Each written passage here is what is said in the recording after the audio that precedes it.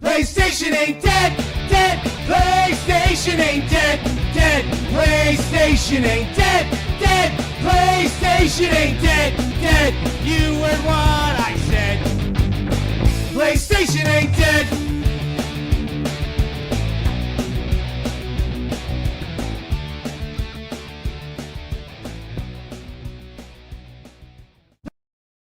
Hello.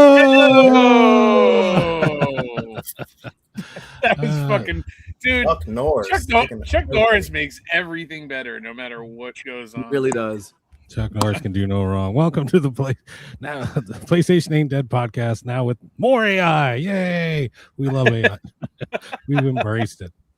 Reggie, when are you bringing back the toilet videos? I miss those. Okay, Reggie's here, but they're done, man.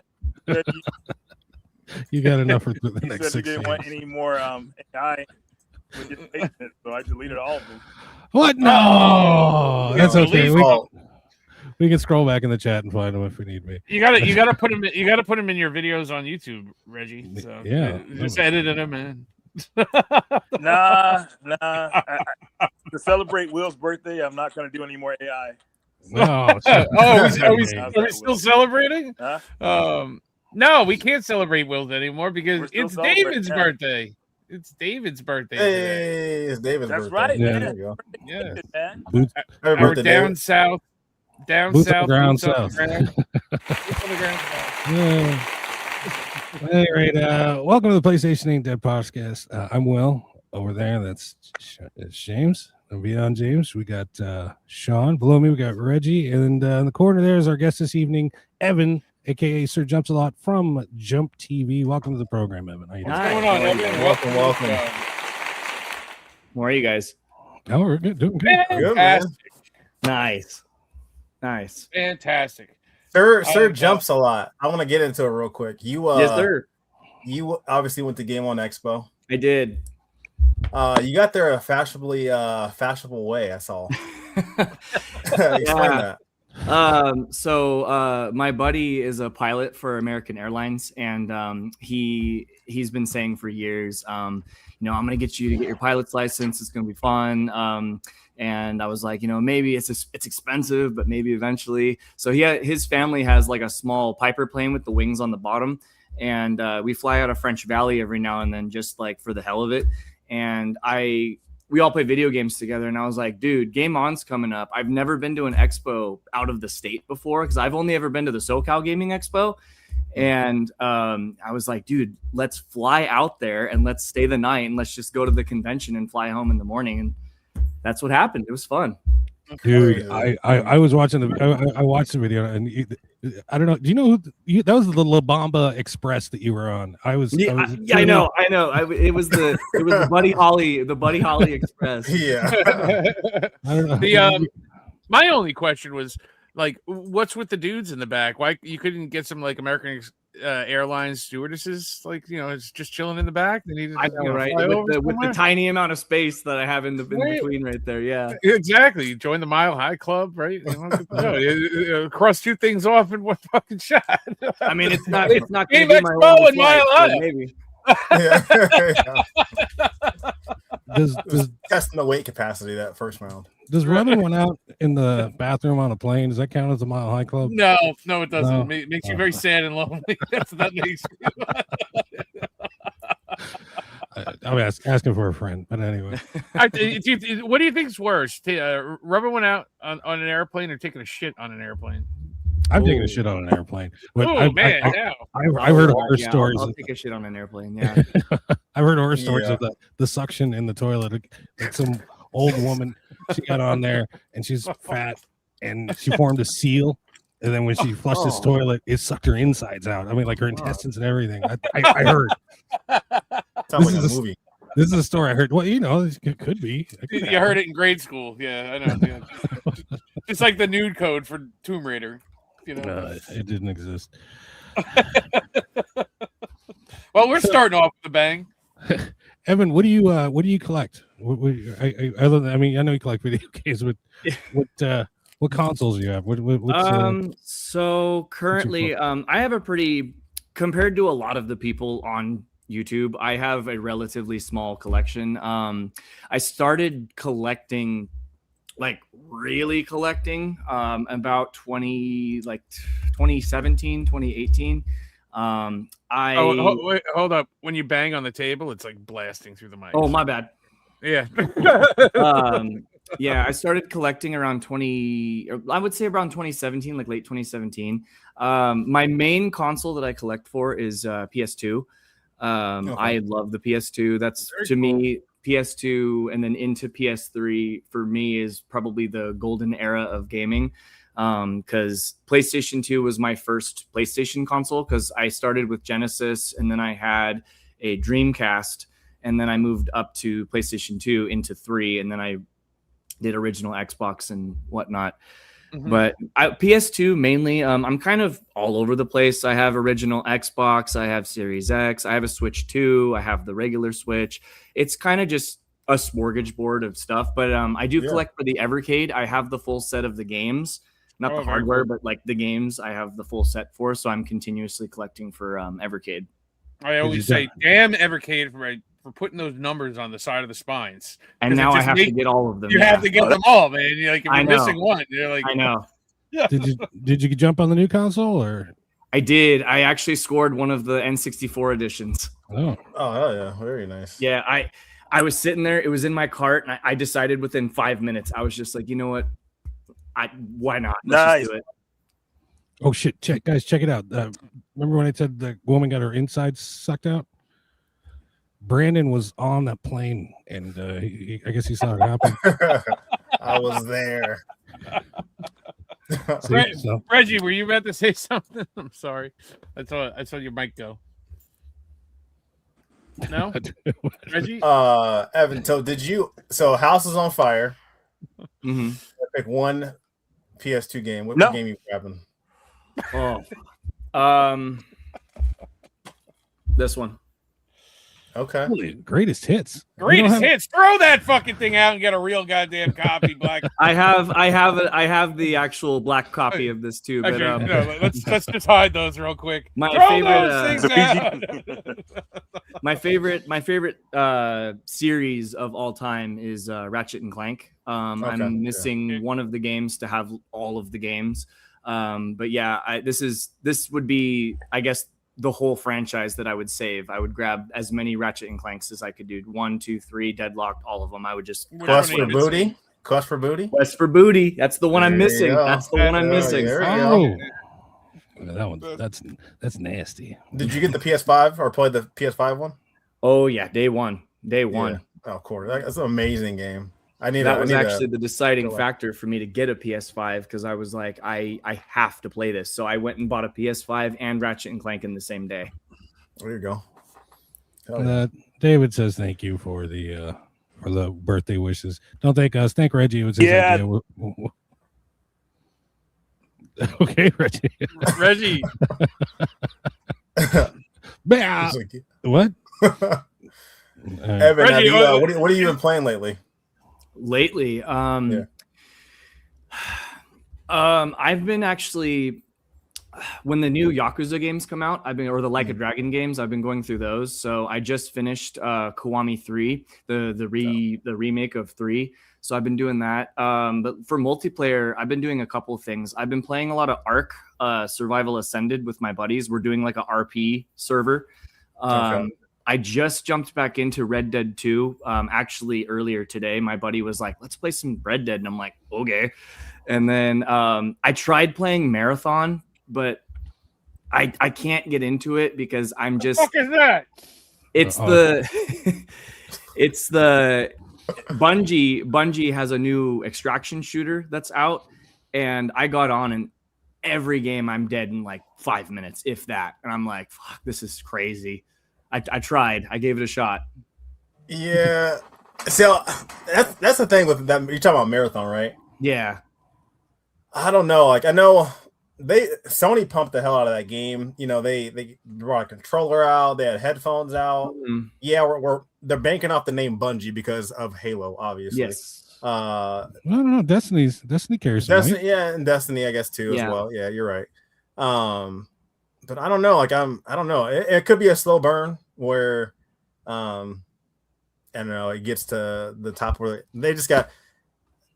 There's too many multiplayer games. I feel like I haven't heard anybody talk about Marathon. Have any of us played it? Will, James? No, they had a free intro for a minute, but no, I didn't fuck with it. Yeah. Oh, and Helldivers 2. I've been playing Helldivers 2. Yes, I love that. I love the game. Yeah, you hear about the movie coming out? They're doing a movie. They are doing a movie. Yeah. Mm-hmm. Yeah. Okay. Yeah. I'm sold. I'm curious on how that's going to be. If it's going to be kind of like Starship Troopers-ish. I don't know. See, I've always said with my buddies whenever we're playing Helldivers, I'm like, if you're going to do a Helldivers movie, it needs to be like Tropic Thunder, where it needs to be like a comedy, but it also needs to be like an action movie because it has to have like a ton of comedy. Yeah, for 100%. 100%. Yeah, no, because that leans in on the comedy. I mean, especially like the intro. Yeah, it's pretty stupid for sure.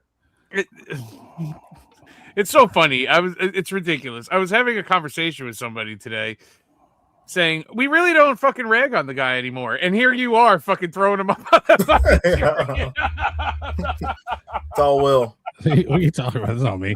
That's you guys. Your inner right way is coming through. Why does he have a white hand? Why is it so small? It's AI. Well, okay, the picture it cut off at the edge of his bill, so I had to extend the image. That's a woman's hand. Well, I know because of its soft touch. But anyway, enough. All right, fine. I just had to I had to get you guys back for the fucking shenanigans you guys did on my birthday. It was your birthday, dude. Yeah, I didn't care for it. I did not care for the last. Thank you very much, Evan. Yeah, I appreciate those. Evan, he made us celebrate for over a week. I didn't make anybody celebrate shit.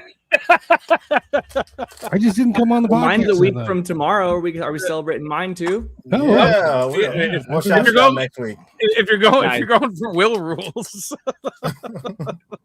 I'm going the opposite. I'm leading up to it rather than a week after. There you go. My birthday was on Friday, and I took Friday and Saturday, and on Saturday, stayed relaxed. And you don't realize how stressful setting this thing up is.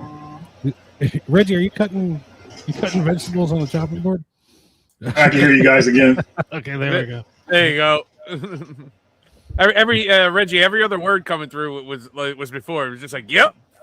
Yeah, I was using my phone, and this phone is like an iPhone 7, so I was pushing it, doing a stream on it, but it's all I had, so I thought that I stayed quiet until my computer was ready. I could just hop on that, which is done now, thankfully. Yeah, sorry about that. It's all good. But you're back on your computer? The last thing I heard was, where he was talking about the quest for booty, which is the last one you need. Was weird about that, Evan. What I was trying to say is that one used to be really cheap. Like even back when it first came out. Yeah, it was like a $20-$30 game back in like the late, whenever it came out. I can't remember when, but it was cheap. But all of a sudden, when people found out about it, and the whole gaming boom happened, all of a sudden it became rare. Like nobody's ever played through it, but they own it. So it's like, what the hell? Into the Nexus was the one that was hard for me to find because it was just hard for me to find it. And then when I finally found it, it was like I forgot what I paid for it. But I was like, I just bit the bullet because I was like, I have to finish this series. Dude, Evan, that one was only a $30 game when it came out. Quest really nice, man. Yeah, Nexus was the $30 game when it first came out. Like it was really weird. That's the one that was only released in Palland, right? Quest for Booty, yeah. Booty, yeah. It's with Nexus, but as a deal, it was a DLC code. Right. Yeah. Right. Mhm. Right. which we don't believe in here. We want the full physical or the game Right. embedded on the Exactly. Exactly. Do you fuck around much online, Evan? Any games you play online? Yeah. It like I said, lately I've been playing a lot of Helldivers 2. I have like a small group of friends that I play games with, and then I play a lot of the crafting survival games like Ark or Conan or things like that, because sometimes I just get into a funk where I just want to build shit, and I'm just like, let's just do that. I just throw on some music and just build shit, and I'm like, this is great. Nice. There you go. Yeah. It's like Legos without having a big mess to clean up. That's Exactly. the answer to me. I just want to go and hack and slash shit. When it comes to Well, like, if you play Conan, you can do that, because Conan is a crafting survival game, but you can go and kill shit, and it's a great game. Exactly. Once it comes to the crafting part, I go, fuck this shit, man. A bunch of twigs and crap, and I got to turn it into a table. Was Brandon the cat in the back with the flat cap? Brandon, yes, Brandon is he's sometimes when I do my pickup videos, he's usually my co-host when I do my pickups videos. Oh heck yeah! Okay, cool. There you go. Yeah. What's the name SirJumpCelot? What did you come up with that? Or what's the meaning behind that? So If there my is. logo I got made I have a graphic designer that does my band's stuff, because I'm also in a punk band. I was talking to Sean about this and sending him some of my stuff. He did my logo because my favorite animal is a kangaroo, and when I used to play Call of Duty in the heyday of COD, Modern Warfare 2, Black Ops 1, World at War is my favorite COD. Nice. I was that guy that would bunny hop around corners, and my uncle, because I played with him, he was calling me SirJumpCelot, and that wasn't my name at the time online. And I was like, ooh, I like that. That has a good ring to it. And he kept calling me that over and over again. And I went, you know what? Screw it. I don't have that many trophies. Created a whole new account. So what's so you're one of those like Fortniters and codders that fucking jump up and down like a fucking rabbit, like a mad rabbit. I was back in the day. God damn you! with the drop shotting and everything, dude. Yeah, the hopping Harrys. That's right. Evan, what's the name Zombies of the was my jam. I mainly played Zombies. band? That's where it started at, is at World at War, if I remember correctly. Yes, sir. It was such a surprise at the end of the campaign. It was awesome. Yeah. It was great. Will was asking a question. Yeah, I don't care anymore. Will wanted to know what the name of your band was. Yeah, what's the name of your band? Black Market Theory. We're like a mix between Offspring, Rise Against, and Bad Religion. We have all original stuff. Very cool. I heard it. You were playing the whiskey, I think you sent me. Yeah, I played the whiskey in Hollywood a couple of times actually. Yeah, it was a fun time. It sounded good. If anybody in the chat is into stuff like that, look up his band and you'll see him adoring the stage as the front man. I'm working with the guys at SoCal Gaming Expo actually, which is June 6th and 7th, because I go to that every single year because it's a hop and a skip from me. And nice. We're potentially playing on the Sunday, so they're trying to find us a time slot, and I'm hoping that it works out. But yeah, we're probably going to be playing that for everybody, so I'm really excited for that. Nice. I'll be there. So nice. I get to check it out, and you'll get your beer koozie. Yes, please. I'll have beer koozies at SoCal. Yes. Yeah. Nice. Nice. Any video game based songs, or is it just we're working on a cover? That's all I'm gonna say. Oh, come on, dude! What's it? Plug it. What you got going on? If we can get it down, we're working on either doing Sonic Boom or we're gonna do Terror Time from Scooby Doo. Okay. There you go. Oh, hell yeah. Sonic Boom, that was a legit song. We're talking about the Sega CD version, right? Oh yes. Yeah, that song was epic. When I remember playing that back when it first came out, and I was blown away by seeing the anime Sonic, and then this song was just catchy. Like, I think his name is Spencer Nielsen. He's the one that composed that song. Am I right?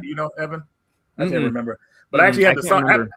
I have the soundtrack here, and yeah, it's called Sonic Boom. It's a rare CD of it, which is pretty cool. Awesome. Soundtrack CD. So yeah, that's awesome. And I found it at Goodwill at all places. Remember Goodwill when they used to have gaming stuff? The days when you could find good cheap shit at Goodwill. Yeah, that's where we got it from. Awesome.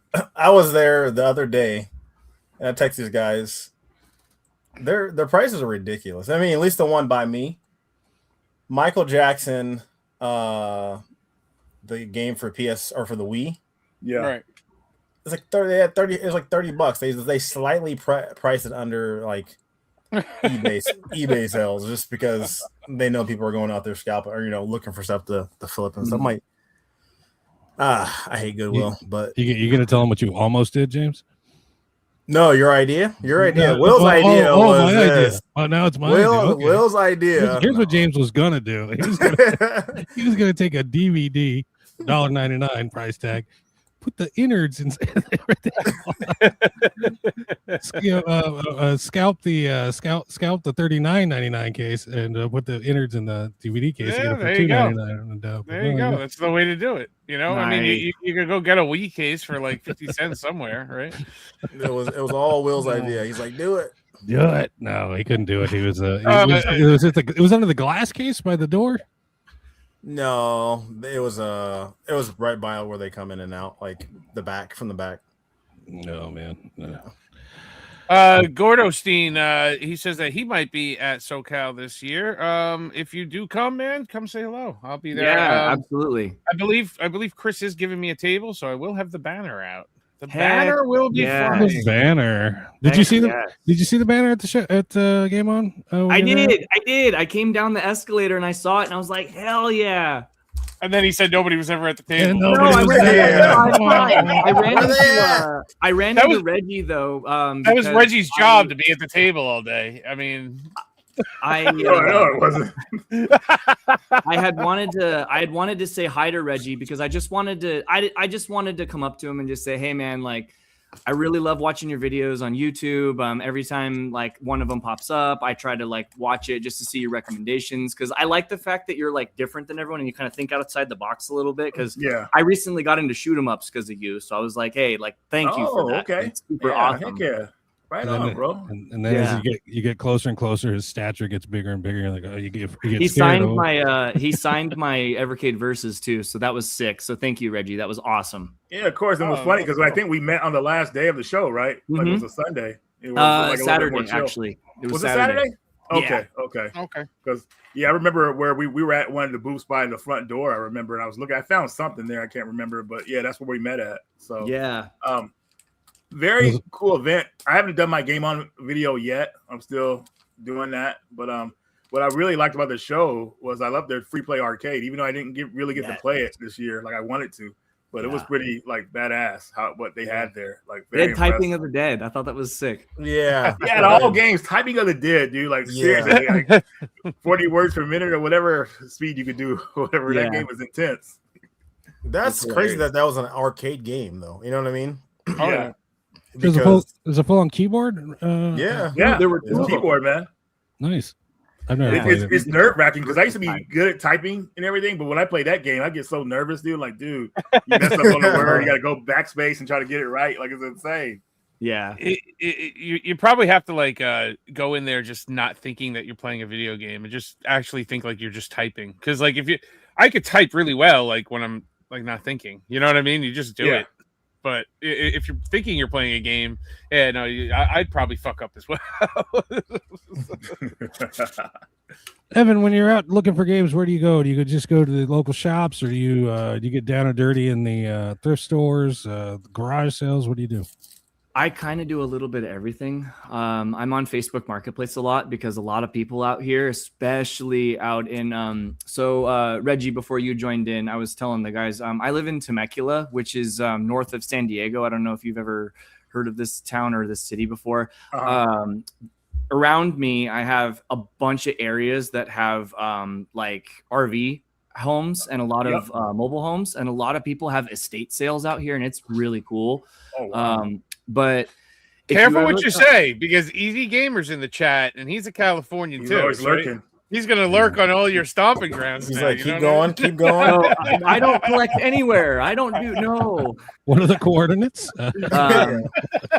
Two places that come to mind right away. If you're ever in the SoCal, San Diego area, Calico Games.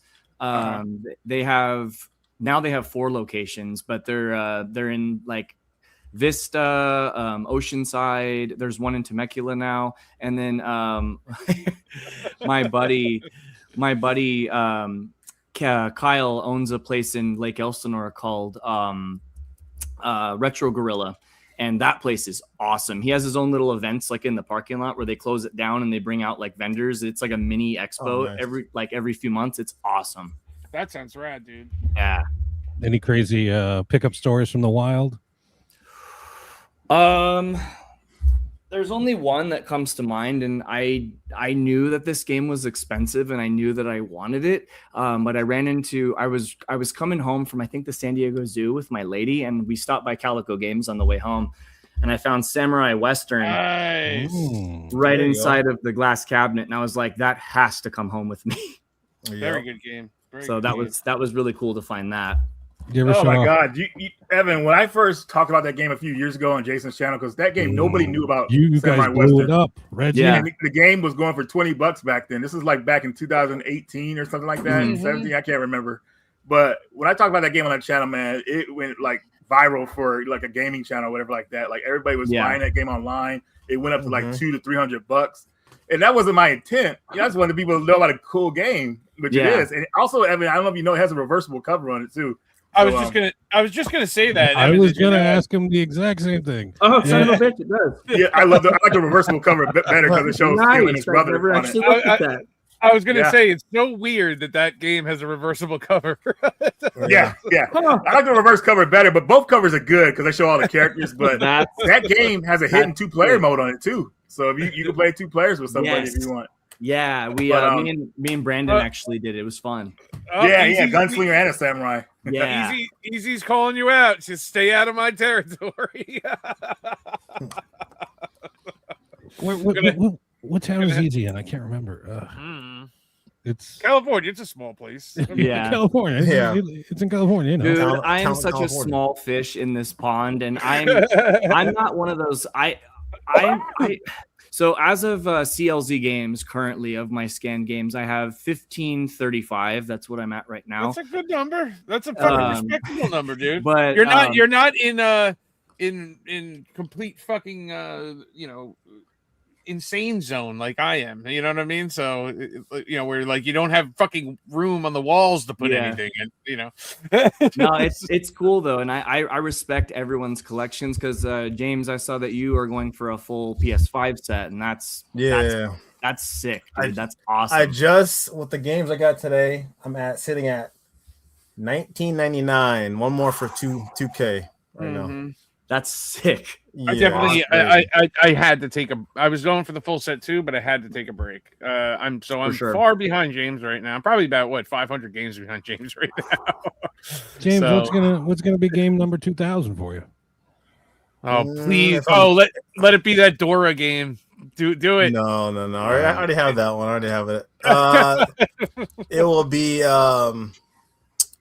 I think Marvel. The new Marvel game. Cosmic or Tokon? Yeah, Cosmic. That comes out this month, right? Yeah, it comes out next Friday. Oh, snap. Nice. I need to order it, man. I'm going to get the standard edition, though. I think that's going to be... Oh, no, it won't be because I got one coming Monday. It won't be. Man, I got to spend some more... Damn. I'm trying to save money. I got to spend more money. I got the Donkey Kong. We got Donkey Kong at home. It's coming Monday. Easy calling you out, Reggie. YouTubers don't inflate prices. Easy Gamer owes me a chromatic, man. He promised we were going to trade for a chromatic, then he went silent on me. So Easy Gamer, man, I got to call him out finally. We're going to do a trade for a rare item. I had a prototype of one of his favorite games, and that's because those chromatics went up in price, Reg. He had a connection though. That's the thing, because Easy always has connections. But next thing you know, he's like, you know what? I'm going to keep this connection to myself, and I never heard of him chromatic so bad. That's on my bucket list. I do too, man. I kept seeing commercials for it all over the place. I'm tired of seeing this commercial, so I hit them up. I said, hey, I want to see if I can promote the product for you guys. And they said, well, let's do something. And then never heard back from them. I was like, oh man, Jesus. I love mine. Mine is sick, dude. I play that more than my analog pocket. So. See, I'm torn. I don't know whether to get the pocket or the chromatic, because the chromatic just does original in color, right? It doesn't do advance. Yeah. Yeah, they're coming. I heard they were coming out with a system for Advance, but they're right now. I think they're focusing on the N64 system they have coming out. Right? Yeah. Okay. Yeah. But what's nice about the Chromatic is totally different than the Pocket because the screen is the perfect ratio of what the games are supposed to be, and whereas the analog is not because it depends on what you're looking for. You know, if you want the perfect integer scale and all that, the colors are a lot brighter on the Chromatic. The analog though, it's a switchblade. I mean, it's a Swiss Army knife. That's what I mean. It does so many other things than just Game Boy. So it depends on what you want to do. You know. Okay. I have both, and I mean, I played both, but I'm playing Radical Reggie's game, his Game Boy Advance game on my Pocket. I need to pick one of those up. I've heard about this for a while. I need to get one of these. Fucking game's Radical Reggie's Radical Adventures. Yeah, I'm gonna start selling them more often now because I didn't know people would really like it. Like, Let me know, dude. I'll buy one. All right. Oh, cool, man. Appreciate you, man. Yeah, dude, for sure. I think I was the first guy to do it, like a hacked game like that too, because I did that back in like 2013. Yeah, it's a good game. Crazy. It's a great game. It's a radical game. Radical. There you go.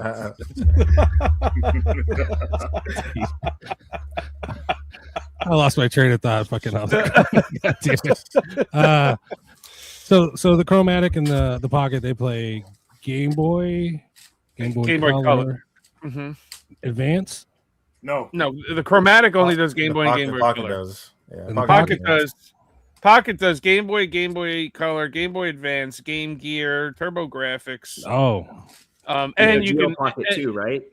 And The you can adapter. with the adapters, and it also has an SD card slot where you don't have to fucking get any of the adapters. oh, so Loaded with every game, including NES, Turbo Graphics, any home console from that era too. part Chinese knockoff pirate machine as well. Part, yes, with better components. Still from China. Silver vagina? Is that what you said? Still from China. Silver vagina. Still from China. I would buy. You want to sell me a fucking handheld? Call it the silver vagina. Is that like a silver tongue? Evan, did you a big Mario fan?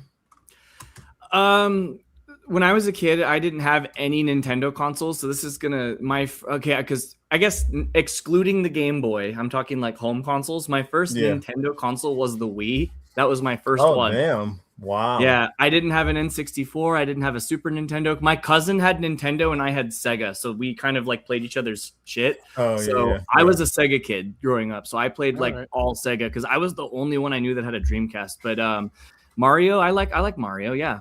Did you go see the movie? We're seeing me and my lady are actually seeing it tomorrow, so we already bought tickets. So okay, there you go. Yeah. Let me know what you think. Okay.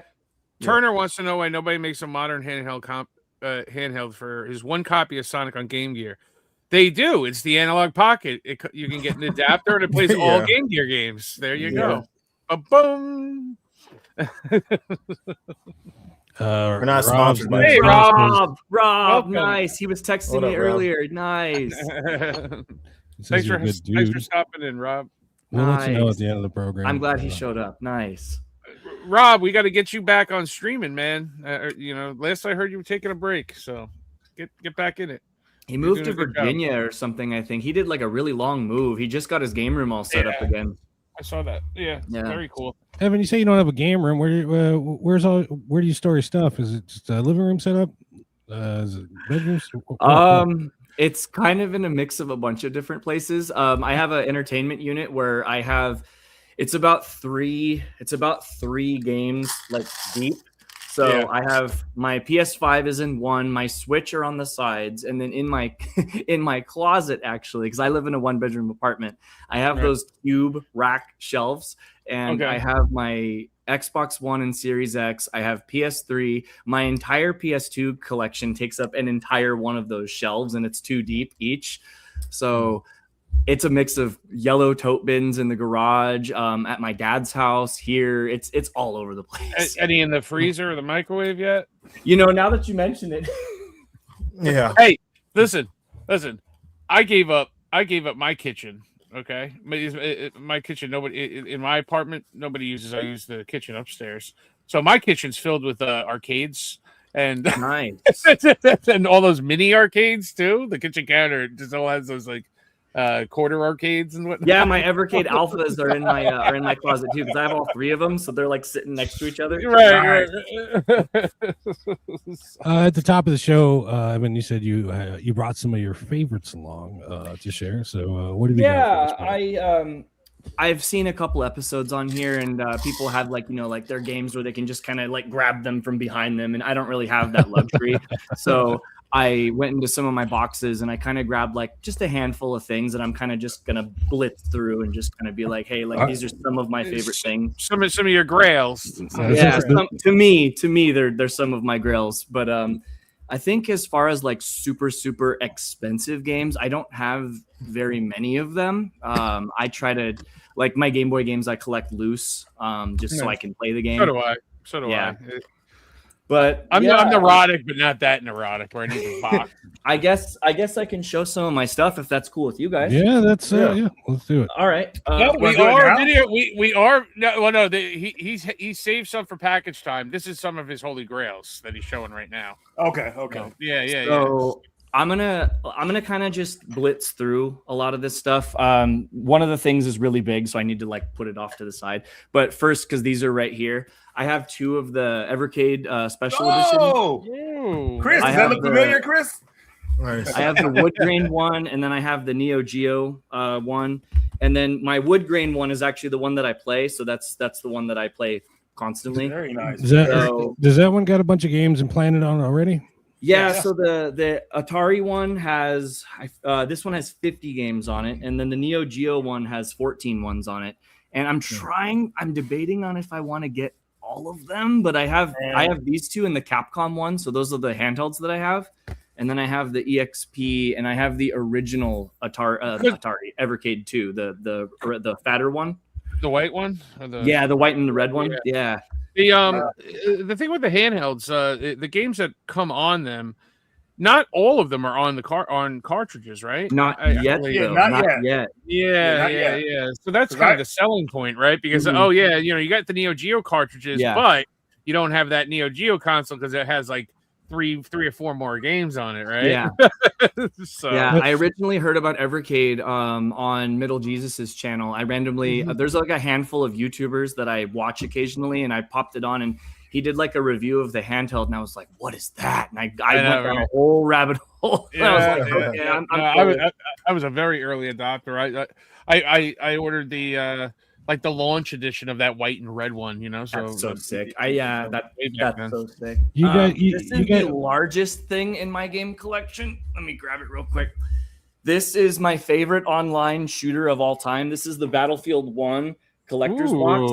Nice. Wow. So this actually has on the inside of it, if I can flip this around, this has a statue of the guy on the cover. He's about this tall.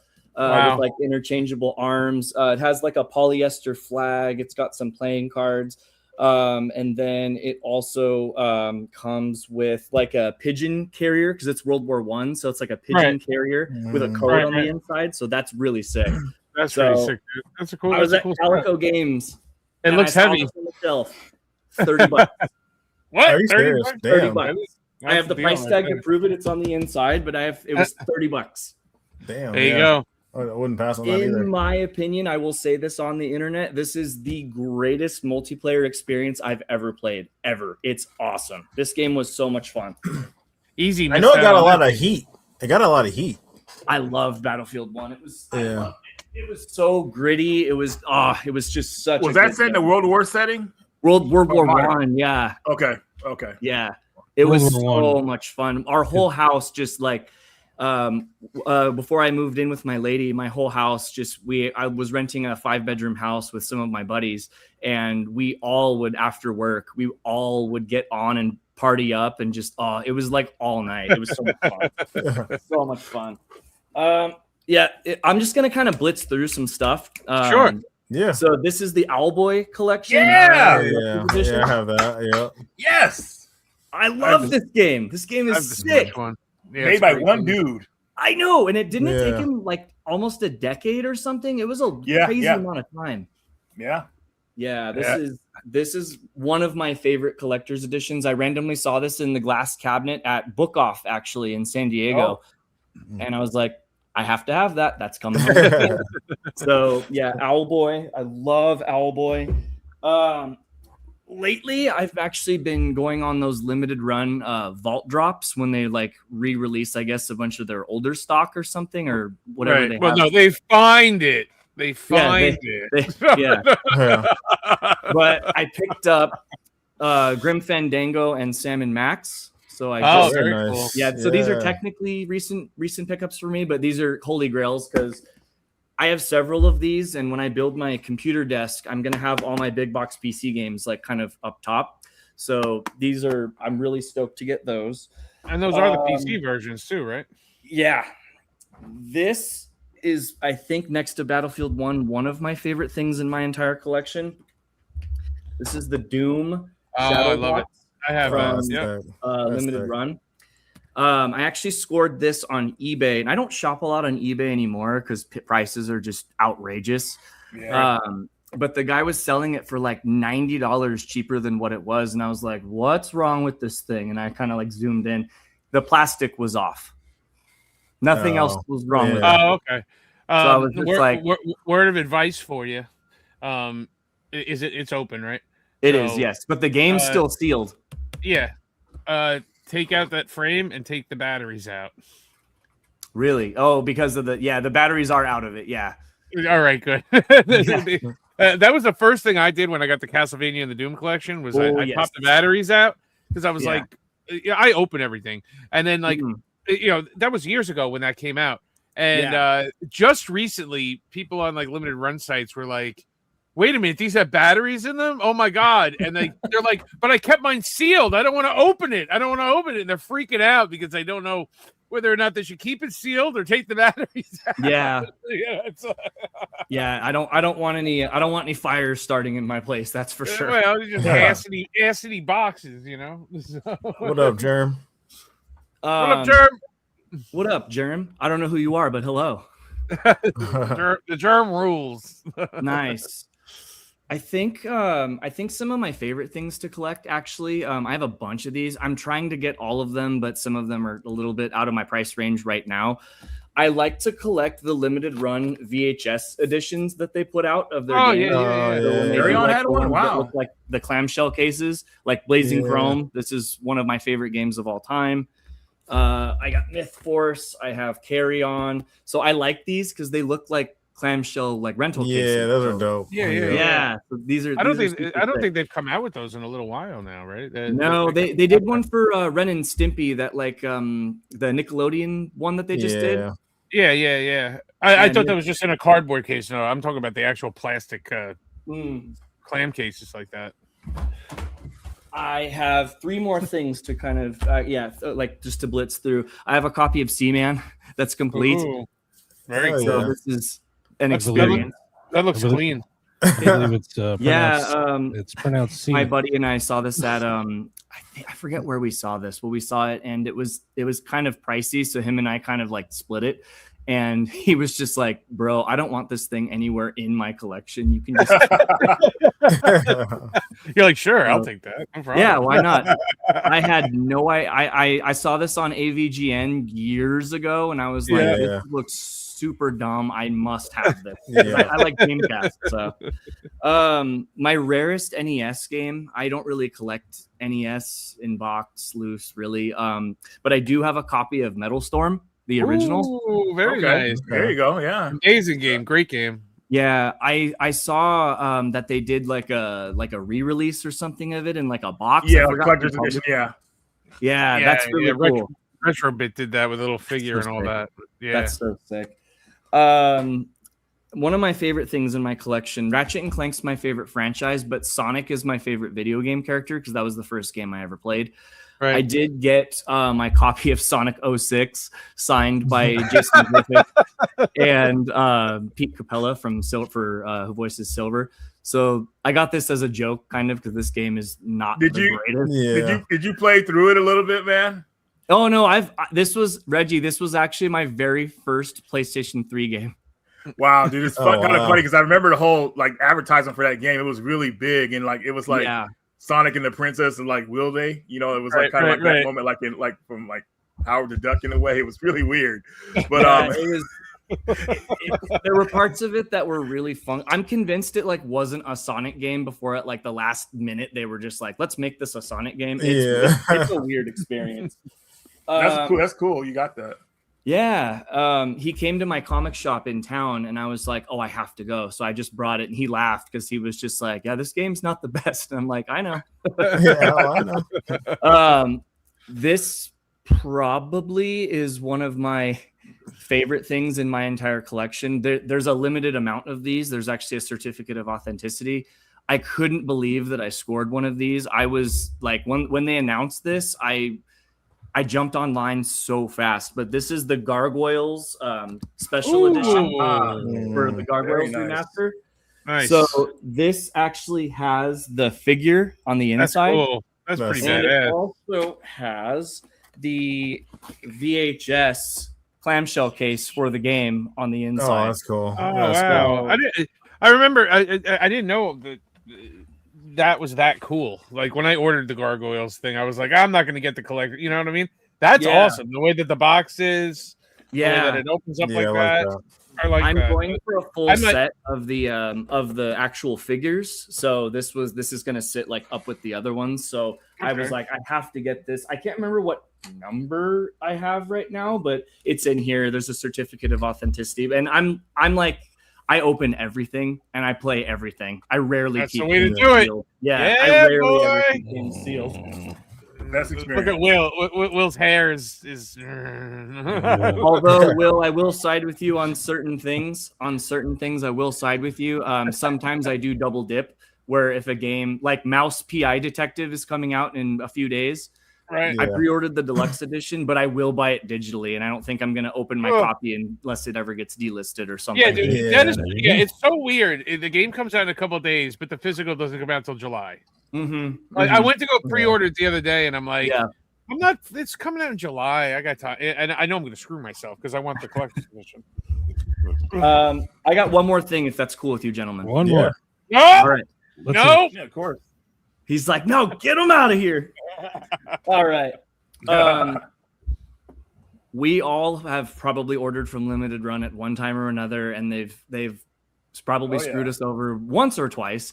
But this for me got delayed for probably a year, a few months. This took forever for it to get to me.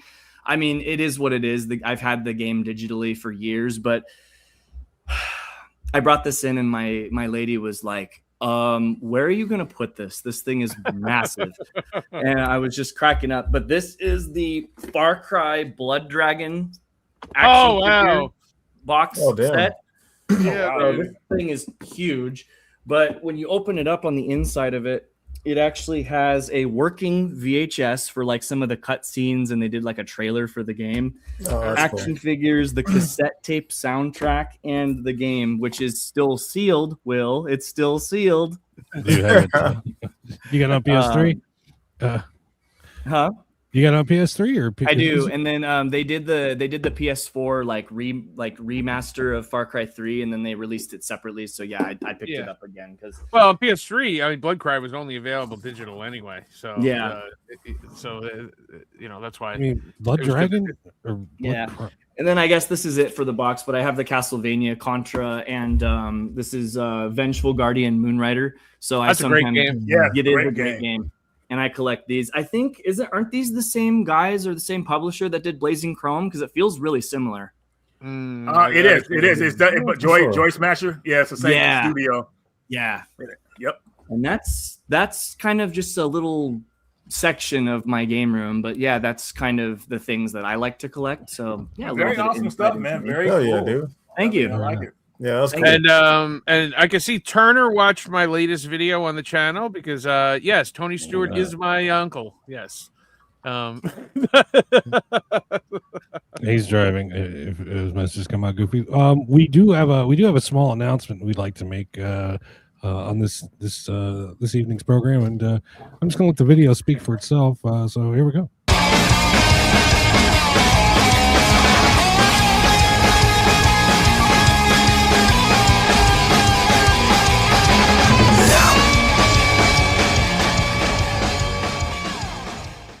Hello, everybody. Most of you might know me as Sean from the PlayStation Ain't Dead podcast. Well, I decided to actually start my own channel about time called Ain't Dead Games. And many of people have asked me over the past couple years that they wanted to see my game room. So I figured I'd let everybody in and show them what the game room looks like. What I think I'm going to do is I'll pull out probably the most expensive game in some of the collections, and also pull out a game that I really enjoy in the collections, and let's see if price has to do with quality. So let's get it started.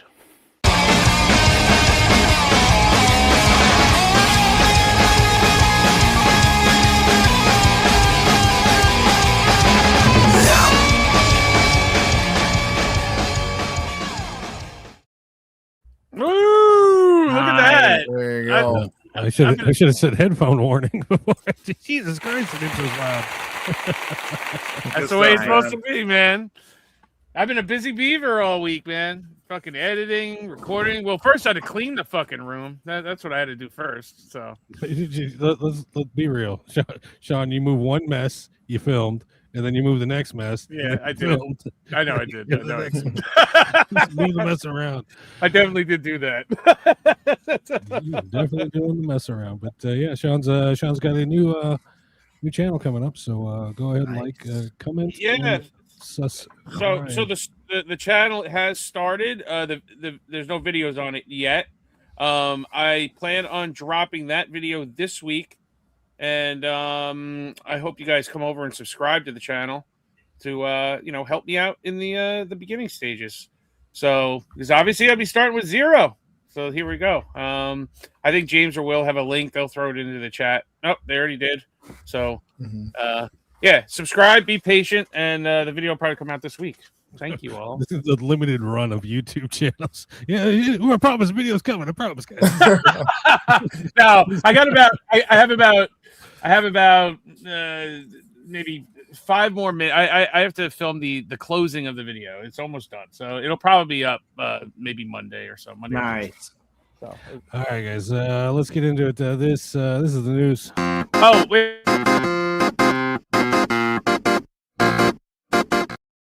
Oh, sorry. So I love that cutoff, dude. That was funny. and if y'all can't wait, part 2 of my adventures with Germ will be on the PlayStation Ain't Dead channel, this channel, Monday. So check out part 2 of me and Germ. There will be a part 3 the Monday after that as well. So thank you if you enjoyed the first one. Goddamn YouTubers. Sean, Turner? podcast is the right way. No, I won't. No. We're keeping it in the same hemisphere. It's just that I could do produced videos or talk about a fucking Nintendo game or an NES game and not have these guys fucking get mad at me because it's not a PlayStation game. Nobody gets mad. Lies. We've never, despite the name of the program, we've never just been PlayStation. I know. It's expanding the brand, baby. Expanding the brand. Thank you, Ben Knocker, for subscribing. Thank you, everybody. I see everybody subscribe. Thank you very much. Thank you. I appreciate it. All right, first story. VGP has announced its latest round of reprints. Sigmy, All Guns Blazing, and Berserk Band of the Hawk. Now, this is the second reprint round for Berserk, and according to VGP, the final reprint run, it went for about $64. Now, what strikes me odd with Signy is VGP has it going for $50, which is $20 more than its original price. But it gets better. VGP selling his Jad Entertainment is a game on $80 over on Amazon. The company that's supposed to save us from scalping is indeed scalping its own product. Seems in direct contradiction to the public image they like to portray. Reprints went up for grabs on April 6th. Berserk sold out within minutes. So there you go. There's that story. I remember I called out that they were probably reprint Signy. Of course, yeah. That wasn't even a year ago. But I was hoping they would actually reprint the Xbox version because I actually wanted to get that one. But yeah, they have people like scouting and watching everything. You know what's going on in the community, what's popular, what people are looking for, and they'll reprint it. And, you know, it's just how it is with them. You know, nothing is going to be sacred and rare anymore off of the first 2 prints of it because somebody always reprint it. Now, what we talked about on the channel is we wish that they would reprint stuff with maybe a diffif cover. Exactly. That would be nice. That would be fine. Gordo, even if they just put it in the small print, second printing. That's it. Yeah. That's all I need. Perfect timing. There's a question in the chat. Gordo Steen writes, do the reprints have new part numbers or UPC codes? No, not always. Not at all. No, everything is the same. Historically, they never have, and so yes, VGP is Jad Entertainment. So if you look, you can on Amazon, you can see who the seller is. And they're John and Strawberry or something, right? Yeah, Strawberry Entertainment is, or no, I think it's Strawberry Entertainment as well. Is that them? No, I think that's them on Amazon. Yes, and Jad Entertainment. Yep. Yeah, whatever. They're trying to cover their tracks, but the last reprints I remember that had any difference on the covers were the PS3 Siberia and Painkiller. Because THQ changed their names from Nordic to THQ, all that stuff. Right. So the originals you can tell. I think they say Nordic Games on them. The reprints say THQ. And I think that's probably the last example of a difference between any reprints. A lot of people didn't notice, and a lot of companies, one company in particular, tried to shove it in there, until people got on, until our own Ricky Andre got on, and did a whole expose. Yeah, you're going way back in the PlayStation Name Dead archives on that one. Let's see what's next here. Xbox has been shipping controllers without batteries. I don't know if anyone ever told you, but anytime you buy an Xbox controller, it comes with a fresh pair of Duracell batteries. Well, somebody somewhere fucked up and forgot to pack them in. Xbox was kind enough to fix their shit and do their customers one better. Folks affected by the oversight are receiving replacement rechargeable batteries that are a $25 value. It is nice to see a corporation taking responsibility and going doing right by their customers. So good job, Xbox. Good job. Xbox. You know what? Good job, Xbox. I don't want to give them all the credit yet. How much you want to bet they tried to see if they could get away with not putting the batteries in to save some costs? No, Xbox has been taking an L for the last I don't know how many years. You save a couple dollars every controller. I mean, I think it's completely asinine that you still need AA batteries for an Xbox controller anyway. I mean, I just make them rechargeable right out. PlayStation charges their controllers. Why hasn't Xbox jumped on that train? They want to sell you the pieces to do it. That's why. That's why. That's exactly. They probably have like a long ass deal with Duracell. You know what I mean? Something for sure. Something behind the scenes going on there. We don't know about it. Yes, I remember your T-shirt, Germ. Yes, I do. Yes, it sucked. I remember it balled up on the floor of my bedroom. Sony has done it again. They found yet another way to juice us for money. Pre-orders begin April 17th at 10 a.m. Eastern Standard Time for the 007 First Light Limited Edition DualSense. No word on when it ships, but the accompanying game drops on May 27th. So I'm guessing you're going to see them both coming around at the same time. Being a 007 controller, this thing is packed with gadgets. So there's a lighter in there,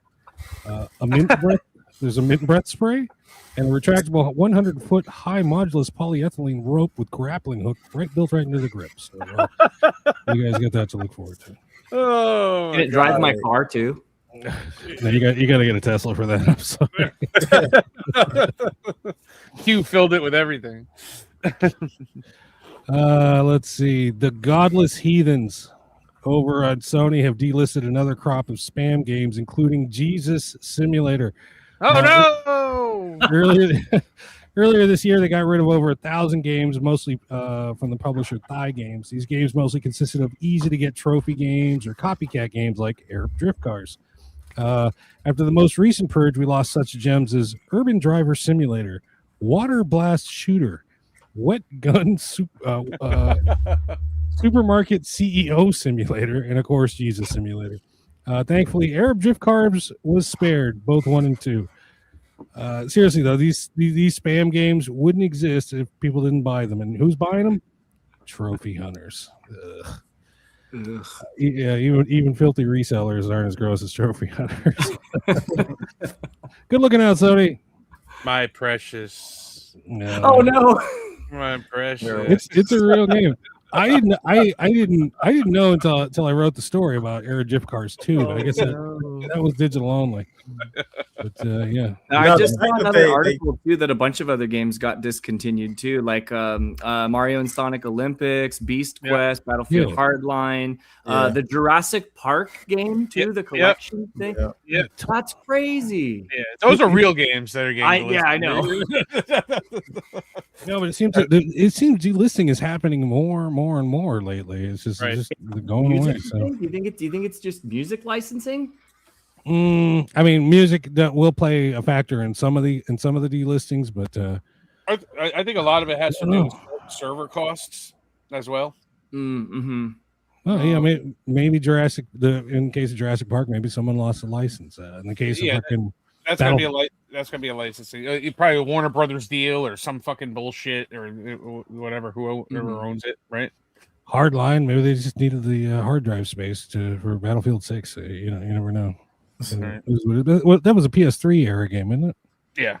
Hardline. It was PS3 into like PS4, I think. Yeah, there's a 3 and 4 version. Yes, that's right. All right. This next story: Fresh Brewed Games is no more. Thank God. Fresh Brewed Games chief cook and bottle washer J. Rod is hanging it up in order to chase his movie-making dreams. In fact, he just started pre-production on his first new film release. J. Rod cited the ESRB as part of the reason he's going onto a different path. Fresh Brewed Games ESRB fuckery will be fondly remembered. I honestly believe, this is my opinion, time will recognize the sealed standard copy of Speedolama 4 and PS4 and PS5 is one of the rarest games in their respective libraries. Godspeed, J-Rod. Man, you finally bag one of those OnlyFans bots you doggedly chase on Twitter. There you go. Oh, we love J-Rod right now. There you go. James, remember when he shipped you your game and it had used coffee cups and garbage in it? That was great. Try not to remember that trash. I'd never heard of this game before I heard this news. Speedo Llama. I was like, what the hell is that?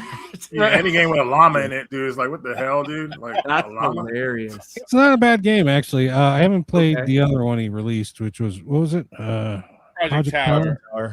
The Project Tower came out in PAL land physically, but this is the never heard of either of these. Hey, James, do you know if these games have been bought up on eBay yet? Are they still available?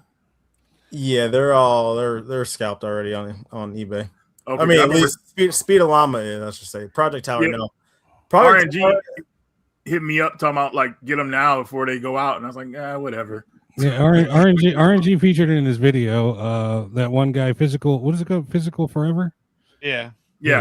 He's mad, and they're scalping them games. No, they're not scalping them. It's just market price now. It's just market price. It goes to prove to come to PlayStation Ain't Dead for your news first, because we were the first people that had J. Rod on as a guest when he announced those games originally. So, we got our copies first. Hey, then they go through the roof. That's why the only reason I keep talking up the game, how rare it is because I can't wait to sell mine. As soon as it's $1,000, it's out. Rarer than poop slinger, honestly. No joke. All right, last story of the evening. No, I want to say something about that Project Tower. The Project Tower is trash. Oh, have you played it? It looks like it is. Well, no, I'm not saying the game. The game is it almost plays like a Returnal. Okay. But his copy of Project Tower is filled with fucking bugs, like not the game itself, but the artwork. Everything is totally jacked up. It looks like he did it with like Microsoft Paint. It's that terrible. Well, that's what he out of here. I don't want him making movies. I don't want him making games. Well, that's what he did. That's what he did with the ESRB. Get out of here with that bullshit. That's what he did with the ESRB codes on those games. He couldn't get them cleared, so he just put them on. He just photoshopped them on the cover and said, "Yeah, okay." No, in all fairness, the shit looked like he was selling at a barbershop. Like you got a guy that comes in and brings in DVDs. That's what he does. That's what that shit looks like. It looks trash. Get that bullshit out of here. In all fairness, Project Tower did go through the proper channels on ESRB, but it's Speedo Llama that he fucking the ESRB tag, and that's why they got recalled. But he did. I heard from a little bird that he did manage to fucking unload all of the Speedo Llamas before the ESRB could take them all in, so could confiscate them. Yeah. Before the ESRB could drop in on helicopter ropes and shit. No, he just put it to he just moved it to another shipping container that he has on his property to stream from with no lights inside of it. Remember that? Wow. Speedo Llama, that's crazy. Mm-hmm. Yeah, well, yeah, no, go watch the old episodes if you want to see what these John's referencing. Oh, I'm going online and looking up this piece of trash game as soon as I'm done. Oh yeah. The game ain't too bad. I mean, it's like okay. It's not good. I mean, it's like a Metal Slug clone, let's say, or it's like Pro Force type. You know? It's like a speed running game. You're a llama. Yeah. There's a story. Speedo Llama. Yeah. You're a llama, and you gotta run this like through this like maze, not maze, but I guess it's platforms. Yeah, and you got to do. There's a story behind it. There's like a Nazi llama you got to beat at the end, and he's the big bad guy. But the reason the SRB had a problem with it because it was already rated for digital, but the SRB had a problem with it because there were boobs on the cover. There's cleavage. Yeah, llama boobs. Yeah, llama cleavage. See yeah, there they are, right there. Look at that. And also, the power ups are mushrooms or magic mushrooms. So you're taking drugs basically. So boobs and drugs. It was rated T for teen digitally, but they made him go through the whole fucking ESRB process again, which is kind of bullshit. It's already rated. Wow. What are you doing? And he was going back and forth, and he said, and he couldn't wait, so he's like, "Fuck it." Copy and paste it from fucking the internet and put his own shit on there. I wish you would have done that with I wish you would have done that with a good game like the Alex Jones game. That would have been badass. The Alex Jones game. Sony has announced a new thing, the player base. Basically, they put your image into a game. They're starting off with Gran Turismo 7, and they'll be adding other games down the road. In its initial rollout, they're only picking one person, though. You have to apply for it. And then once you get picked, they're going to interview you and like 10 other people. So if you're ugly and or have a crappy personality, don't bother applying. This shit's like a sweepstakes, basically. So the person gets chosen, they get flown out to LA, they get wined and dined, and they get scanned into the game. Now the chosen one will get a special limited time appearance as an in-game character. They also have a hand in designing their logo and car for the game as well. But the car is going to stay in the game forever, though. It sounds lame to me. I don't care. Sounds like a movie. It does. It does sound like a movie. I mean, this isn't nothing new. We've been putting. I think back in the PS2 days, you could put your fucking face in Tony Hawk, I believe. Yeah, the Game Eye. Yeah. I mean, not Game Eye, but it was called the iToy or something like that. Yeah. Mm-hmm. But but they weren't flying you out though and whining and dining you. Yeah, I guess it's a fancy me maker for the Wii. Yeah. It's crap like this why we don't get first party Sony games anymore. So there you go. Probably fucking likeness. Probably $10 billion into the software. This bullshit for one person to fly out, and then they're gonna say, "Well, that sucks." Because what are they gonna do? Sell you? You're gonna have to use the PS5 camera to fucking scan your face in and fuck this shit. Nah, they'll probably do mocap. I feel like they do mocap. I don't. Maybe not. I don't know. No, they're gonna use it as the fucking facial recognition ID on your PlayStation 5, so that you can play it. So you have to sign in every time. You got to scan your face. Yeah, that's what's behind it. Behind it. Big Brother. Big Brother they have comes that already. Sony. They have that. That's the thing. Yeah, for Pornhub in Europe, but not. Oh, in the state of Arizona. All right, guys. Next segment. This is Hold the on. writer. Let's pay some bill real quick. Let's pay some bills. After the depressants, we come to the next major group of drugs, which is the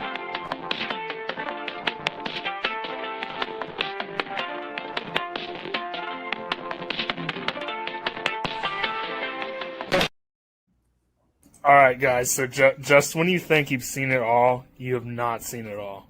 Like I have not seen anything until today.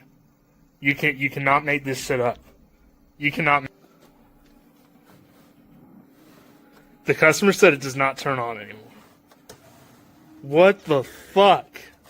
What the actual fuck? What? I have no words. What are we doing? This is a $600 console. What the fuck?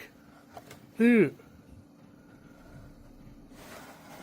They said they got mad at the game, slammed the console, then got mad because they slammed the console, and slammed the console again.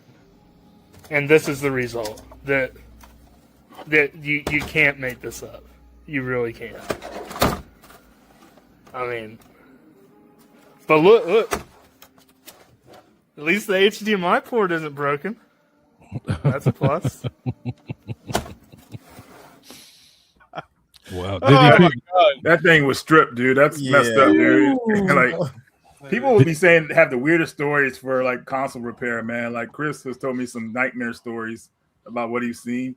Oh, and yeah. In that PS5, dude, there's just no reason it should be stripped like that, dude. That's insane. Chris, did you fix it? Well, did he fix it though? That's the question. The customer wants it fixed because they don't want to lose any of their saved data. Yeah. Like he should charge him $500 to fix it. You know, just $100 cheaper than the console. In case you're wondering, Evan, this is Chris. He is our technical advisor, consultant for the PlayStation and Dead podcast. Okay. You know, if the guy spends $20, he could get his fucking cloud saves for fucking up in there. like what the. Yeah, saves are on the cloud. I guess no one ever told him. All right, real quick. This is the rarity report. The rarity report. I'm kidding. We're not doing the rarity report. Gotcha. I was ready, man. I mean, I have a rarity report though. Anyways, if anybody wants to see it. Well, we're going to be doing we're going to be recording a rarity report after the show. It'll be available to members only. The reprint of Signy hit a little too close to home for some of us. So in order to properly cock block VGP, we're going to be putting it behind a $2 paywall. And that $2 paywall will shut out the multi-million-dollar company. And we can bring the information to you guys. And there you go. Fuck VGP. News to me, but all right. What are you talking? We talked about it.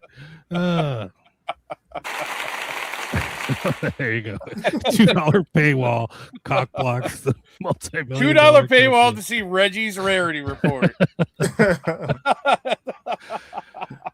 Oh, look, bing! Oh shit, bing! Oh, look at all the fucking the members we're racking up. But let's go ahead and get into this one. This is package time. It's package time. This is package time where we show off our latest and greatest pickups. I'm gonna get mine out of the way first because I got a small stack, and they pretty much all. That's what you said. This just arrived today.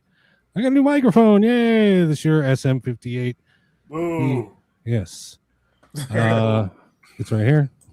It's not game related. No, I'm just kidding. What are you Awesome, you can drop that thing off a first-story building and it'll still work. Yes, that's correct. It is the AK-47 of microphones, and you can drop it in the mud.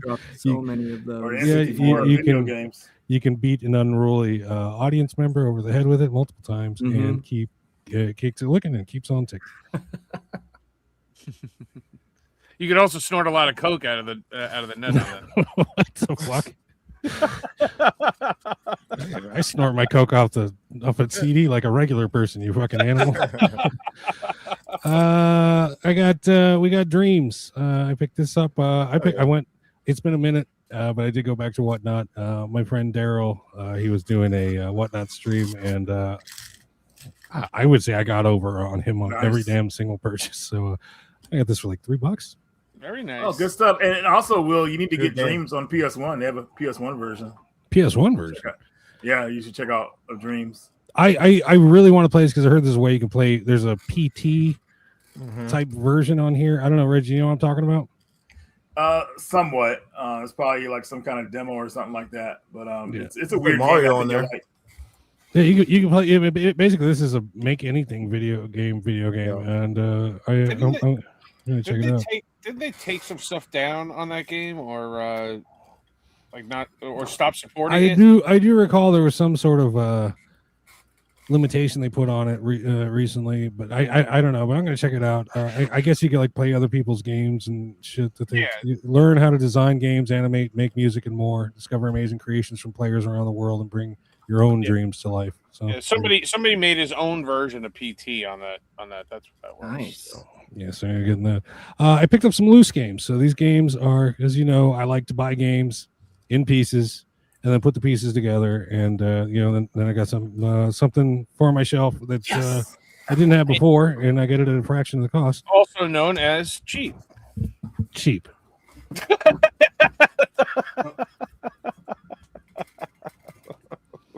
Sean, I collect the right way.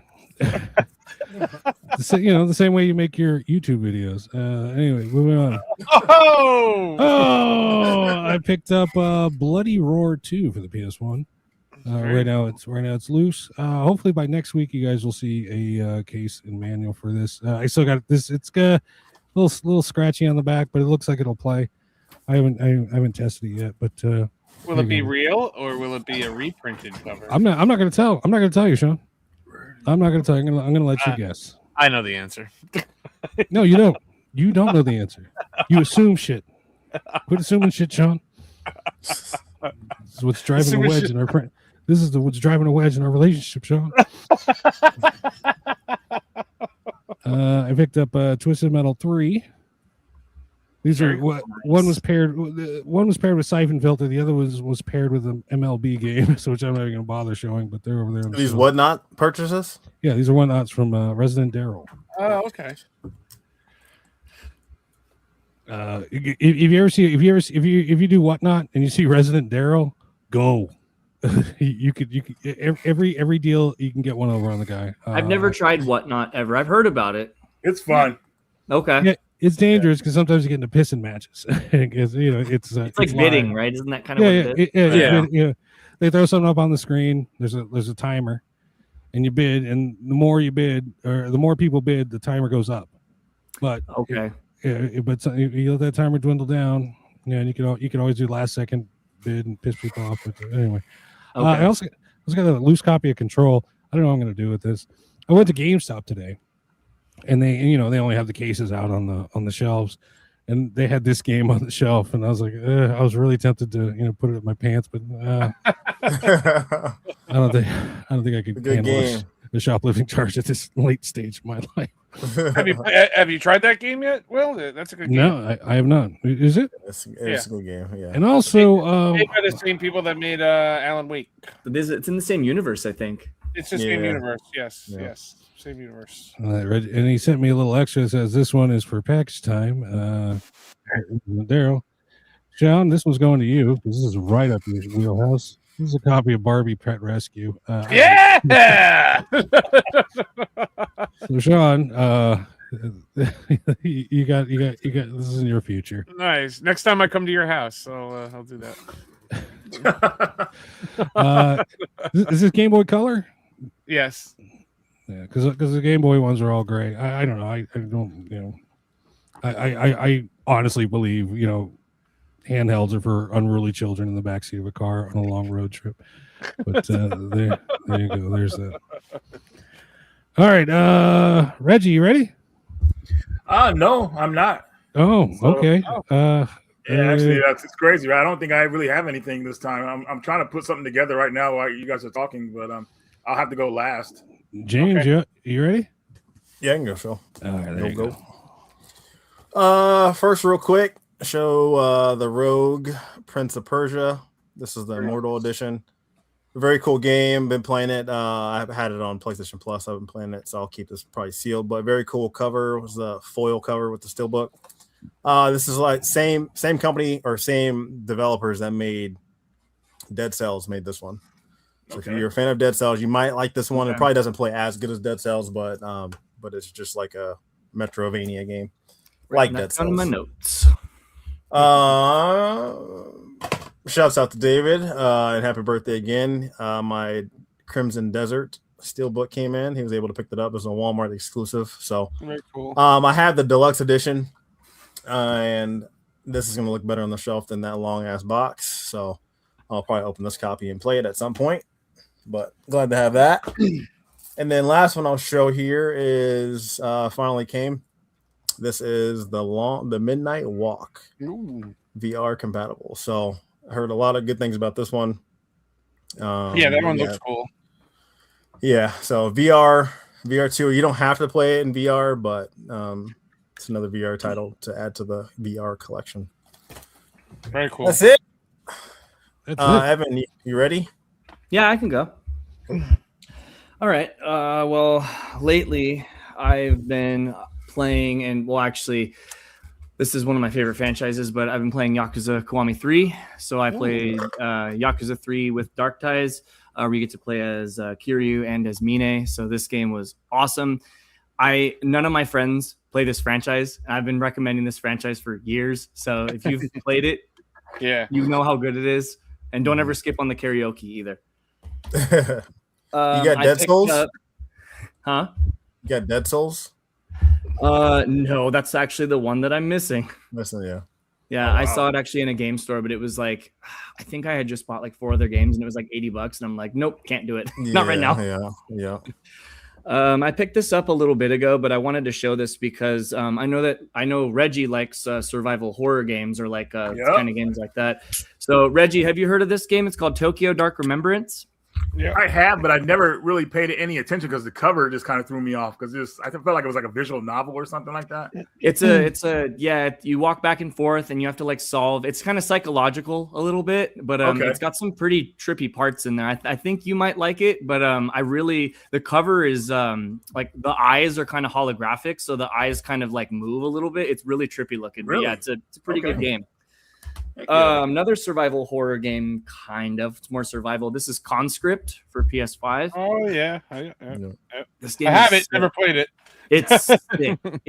It's really similar to like Resident Evil a little bit, where you have to like keep track of your ammo, and then it's like top down, so it's kind of like Metal Gear almost a little bit too. But you die really quick in this game, like really quick. It's pretty trippy. You can't see around corners, so you gotta you have like a little cone of like vision, so you have to get really close to the corner to see what's around there. It's trippy. This is a good game for sure. Team 17 too. Yeah. Just picked this up yesterday because me and my lady are gonna go through it. This is Reanimal. Great game. Yeah, good game. Yeah. I've been hearing good things about it, so I'm excited to play it. Except for the fucking glitchy online bullshit. Oh no.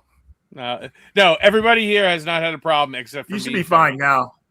Yeah. Okay. It's fine with doing. Does it do local? It does local, right? Like if we're 2 people on the same thing, or is it only online? Yeah, no, you can do local. Yeah, it does. Yeah, okay. Whew, I was getting worried for a second. No, I think I was the only person having a problem with it. It just kept disconnecting. Like me and my friend,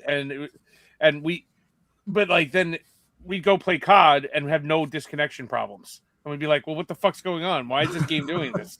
So it was like the day it came out, so it's probably. Okay.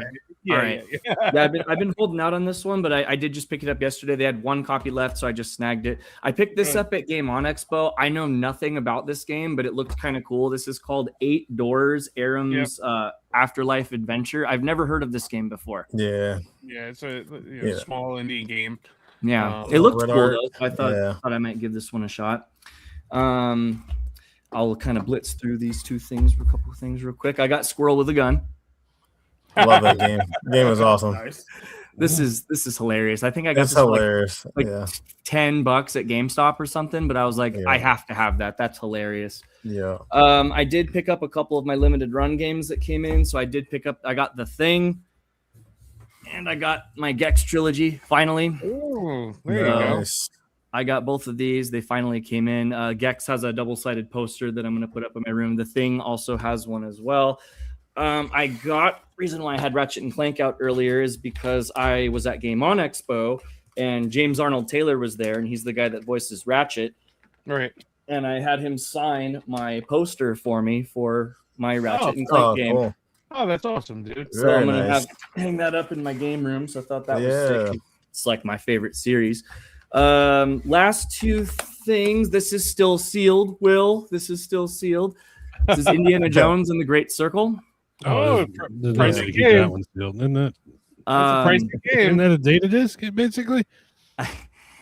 I played this on Game Pass because I have an Xbox Series X, so I kind of held out on getting the physical right away. So I waited for it to come down in price, but this game was great. I had a great time with this game. Awesome game. I thought it was. Troy Baker did an insane job as Harrison Ford. It was really weird. It was really cool. And my last one is something I've been waiting for a long time. I got the Batsugan collection on the Switch. Ooh, nice. Great game. This is the boosted edition that has the little slip cover. It has all the extra goodies in there. Thanks to Reggie, I've recently gotten into a lot of shoot 'em ups. I liked them when I was younger, but I've seen so many that I've never heard of, and I was just like, these games are so much fun. So that's it for me, gentlemen. Do you play docked usually, or do you play handheld usually? Oh, this is where the split happens, because you talk to so many people and everyone's like, you have to play in handheld, or you have to play in dock. When I'm at home, it's on the dock, just because I have a dock that's in my living room and my bedroom. So sometimes what I'll do is I'll play on the TV in the living room, and then I'll play in the bedroom. When I'm traveling, though, constant handheld mode, always. So I do both. Yeah. And another important question: is your PS5 vertical or horizontal? It is horizontal right now. Very good. I have no way to do it vertically. We're like on my entertainment unit, so it has to be horizontal.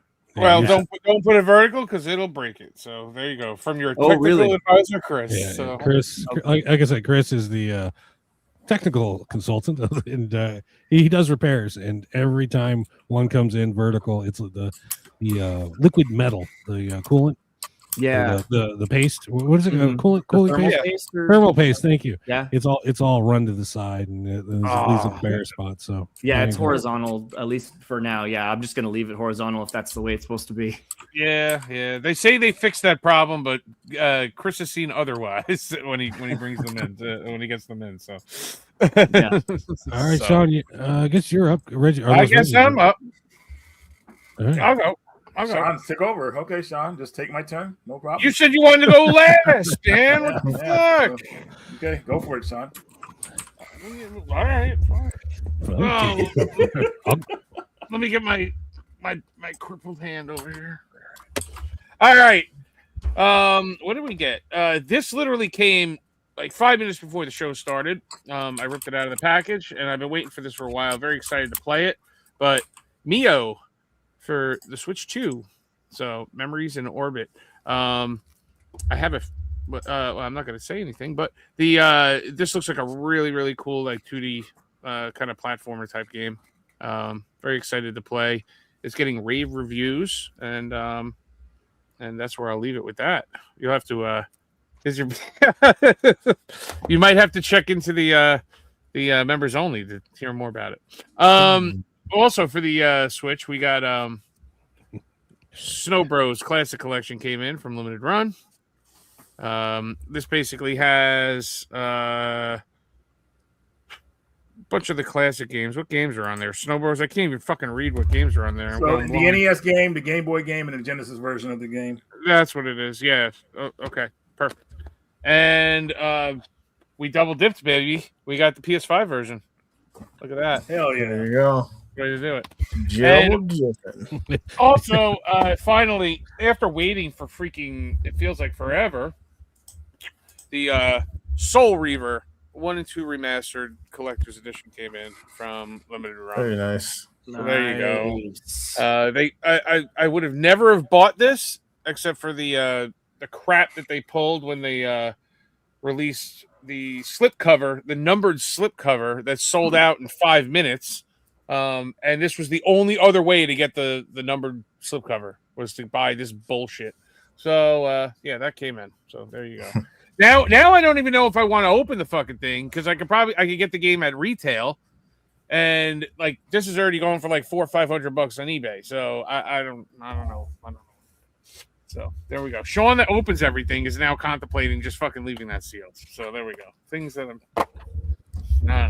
things that make you go, That's it, fellas. Reggie, you're next, buddy. My buddy. Okay. Sean took my turn, so now it's my turn finally, huh? Oh, the guy that said I want to go last. So I don't have these labeled, but I just kind of threw them together. First game here, we have Radiant Silvergun for the Switch. Randomly found this at a game store me and Jason went to a couple weeks ago. They get a lot of limited run releases. So as soon as I saw it, I said, you know what? Got to pick it up because I always wanted to play it on the Saturn, but obviously that version's way too expensive. But this one on the Switch is doable, of course. It's like a $40 game, so had to go ahead and get it. You know, I wish it was on PS4, PS5, though. I don't know why they did exclusive for the Switch only, but either way, it's still kind of cool because eventually when I get a Switch 2, you know, I have it for that system as well. That's great. That's a great game. Yeah, it is, man. I didn't really like its spiritual successor, though, Ikaruga. I thought that game was lame with the different changes of different colors on the ships. I love that game, man. You got to pay attention too much on that game. You cannot, like, look away at all because the colors... Hands down, that's my favorite fucking shmup. So. Really? Okay. Yeah. I don't know, man. I just couldn't get into it. It's a good game, but I just could not get past the first level, dude. Like my attention span was just really bad. Once I understood about the color thing, that's like what I liked about it because like I was able to like zone in on that, and I just play with the colors. You know what I mean? Right. And it was a different way of thinking rather than like a regular shmup, like where you know. So yeah, definitely. I might try it again one day. We'll see. I don't know, but yeah. Oh, it's hard as fuck. Definitely. Yeah. But yeah, definitely happy to have this one in the collection. Moving right along here. That was last week's. Hold on. That was last week's too. Jeez, I'm way behind. There we go. Sorry. I forgot how to pronounce this damn game. Made or something. Shield Made. It's called Shield Made. Yeah, DX. But this was a cool vertical shooter. It took me a while to get used to because they make you play a training mode, which is annoying. I hate when games force you to play the training mode first. But once I got used to it, it was actually pretty cool. It plays off a shield system. So basically, you have to pull up this radar, or not a radar, but you have to pull up this you have to suck the enemy's energy to make a shield.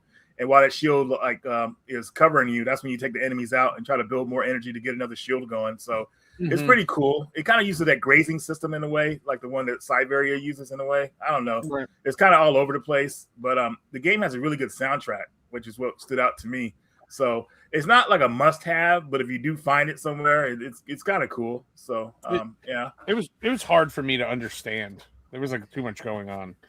Yeah, it just another thing too is the tutorial mode. Like it turns people off. Like people like to get into these type of games and just learn for themselves or by getting killed.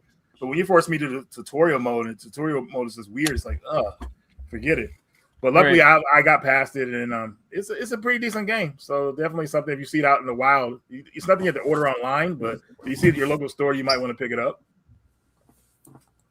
Moving right along, we have Hot Blood.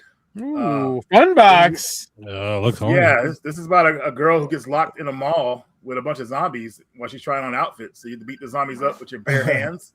You can beat them up with weapons like baseball bats, guns. You can do cool rolls. But what was crazy about this game was that it freaking like has this but it comes with a keychain, like two different keychains in the game. One of the girl in her outfit and one of her naked. So I was like, wow, dude, like this is crazy. Like they threw this in here. But this is part of that pervy or that Horny Boy game series. We'll call it Horny Boy. So the Horny Boy game. But yeah, it's goofy fun for a little spurts of play it in little spurts or whatever like that. Oh, And then you're gonna spurts. play. Oh, Wow, yeah. Oops, what did I say there? But yeah, it's funny for a little bit, but I don't know if anybody could play this like a long periods of time. Maybe like it's fun to laugh at for 10 minutes and you put it down, and play something else. But it's fun. It's fun, silly. It's a fun, silly game. So there's that one. Moving right along. well, hold on. I'm a horny boy. I'm sorry, he was a little late there, but I'm sorry. Next game here, we have Montezuma's Revenge 40th Anniversary Edition. This is a crazy platform game where you have to deal with traps while you get the rubies and to get to other destinations to get the treasures. So fast-paced platform game reminds me of the DOS game called Pharaoh's Tomb. If anybody remembers that game back in the day.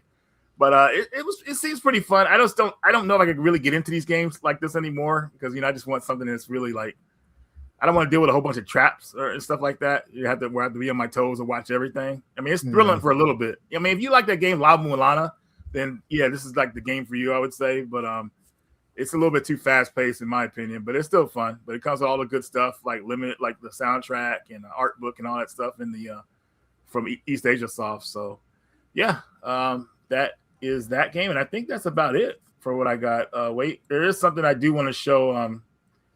I want to show you, Evan. These guys are gonna get mad at me for showing it, but I always do this every time. Sean knows what's coming up. But we got this game called Guilt that you need to pick up, man. I've heard of this. Yeah, it's survival horror. Yep, write it down. Get it. It's available for Switch, PS4, PS5. Get the PS5 version or Switch version too. Anything you want to get, but you got a survival horror game where you're dealing with a lost kid. She's trying to find her friend, and she gets locked in a nightmare version of her town in school. And that's where the game is trippy because the school building at night, pretty terrifying because there's barely any lights. It just looks very creepy. And there's these monsters stalking you while you're there. And this game doesn't hold back. So it's definitely one of those games I think a lot of people would have missed out on, especially if it stayed on the Stadia. It was originally a Stadia exclusive, so that was vaporware. But thankfully, they made it a physical game. And I just think people are going to miss this when it sells out. So I'm letting you know personally that you should pick this one up. And I'll Sean, pick it up. Yeah, right on. And there's a collector's edition version of it. You don't have to get that version unless you're like really, want to get the flashlight and all that stuff. You can just get the regular version, which is fine. Okay. But I played this on a live stream a few years back, and these guys watched it. Will didn't buy it because he watched me play it on live stream, so he felt no need to buy it after that. It was pretty funny. By the way, Reggie, trophy achieved. This is the 100th mention of Guilt on this channel. So congratulations. Well, yeah. And also on the last Hidden Gems video, I mentioned it because in the pickups video on Jason's channel, we did a Hidden Gems segment, and we threw this game in there. So I'll pick it up. I've been meaning to pick this up. It looks cool. Yeah, you'll definitely like it, man. It's a fun one. I think it'll be like a hidden gem in the future. So yeah. Yeah, I can attest to school buildings being terrifying. When I get to work in the morning, because I'm a teacher, when I get to work in the morning, none of the lights are like on because they're motion censored. So when you walk into the hallway, it's just like it's so it's so weird. Yeah, it's so exactly. So yeah, perfect, dude. So every day. Right on. Heck yeah. Schools are scary is the takeaway here. So in the morning, yeah, absolutely. Well, I remember them during parent-teacher conferences because they were like in the evening, and I remember it was like nighttime, and it's just like just looks weird, man. Like I'm serious, but it's not. Yeah, it's pretty scary. All right, shit, there you go. That's package time. Do you got a game for us this week, James? What the hell? Jess, no. Jess, I called you Jess. I got a cool segment. Wait, hold on a second. Let me see if I can find the file. Just for the hell of it, go ahead, Will. You can put me on the screen. Oh, there we go. This just for fun, everybody. Sean knows what's going to happen next. Oops, wrong one. Sorry. Here it is. This is Will during his birthday celebration. Will's struggling. Like, what's wrong, Will? You okay, buddy? Wait a minute, Will. What? Whoa, Will! Oh no. Evan, there are literally dozens, if not hundreds, of these videos out in existence somewhere. I had to throw it in because Chris gets a good laugh out of it. So. Oh man! I don't know, but I don't know if you guys noticed, but I got a haircut for my birthday. I noticed immediately. Looking sharp. Yeah, you're gonna need a new character model for that one. I don't know, man. I think these ones are pretty good. Like that right there. You know, that's. It looks like I'm doing something else and taking a crap. YouTube's gonna flag us for that one. We're gonna miss Zora, right? The Zora app, I think it's gone now, right? The Zora app? Yeah, they killed it, man. Why did they do that? Probably contracted or they just sold it off. Who knows, man? I mean, yeah. Their AI data farm ate up all the water around them, so they had to shut it. But let's see. No, there's no Pappas report. You don't got a game for us this week, James? No. Facebook post of the week. Vegas time. What is it? Well, looks like we're rounding. You know what, Evan? I do want to ask, how long has your YouTube channel been up and running? So 2021, actually, as of this month. So it's 5 years. So this is my 5-year anniversary on YouTube. Very nice.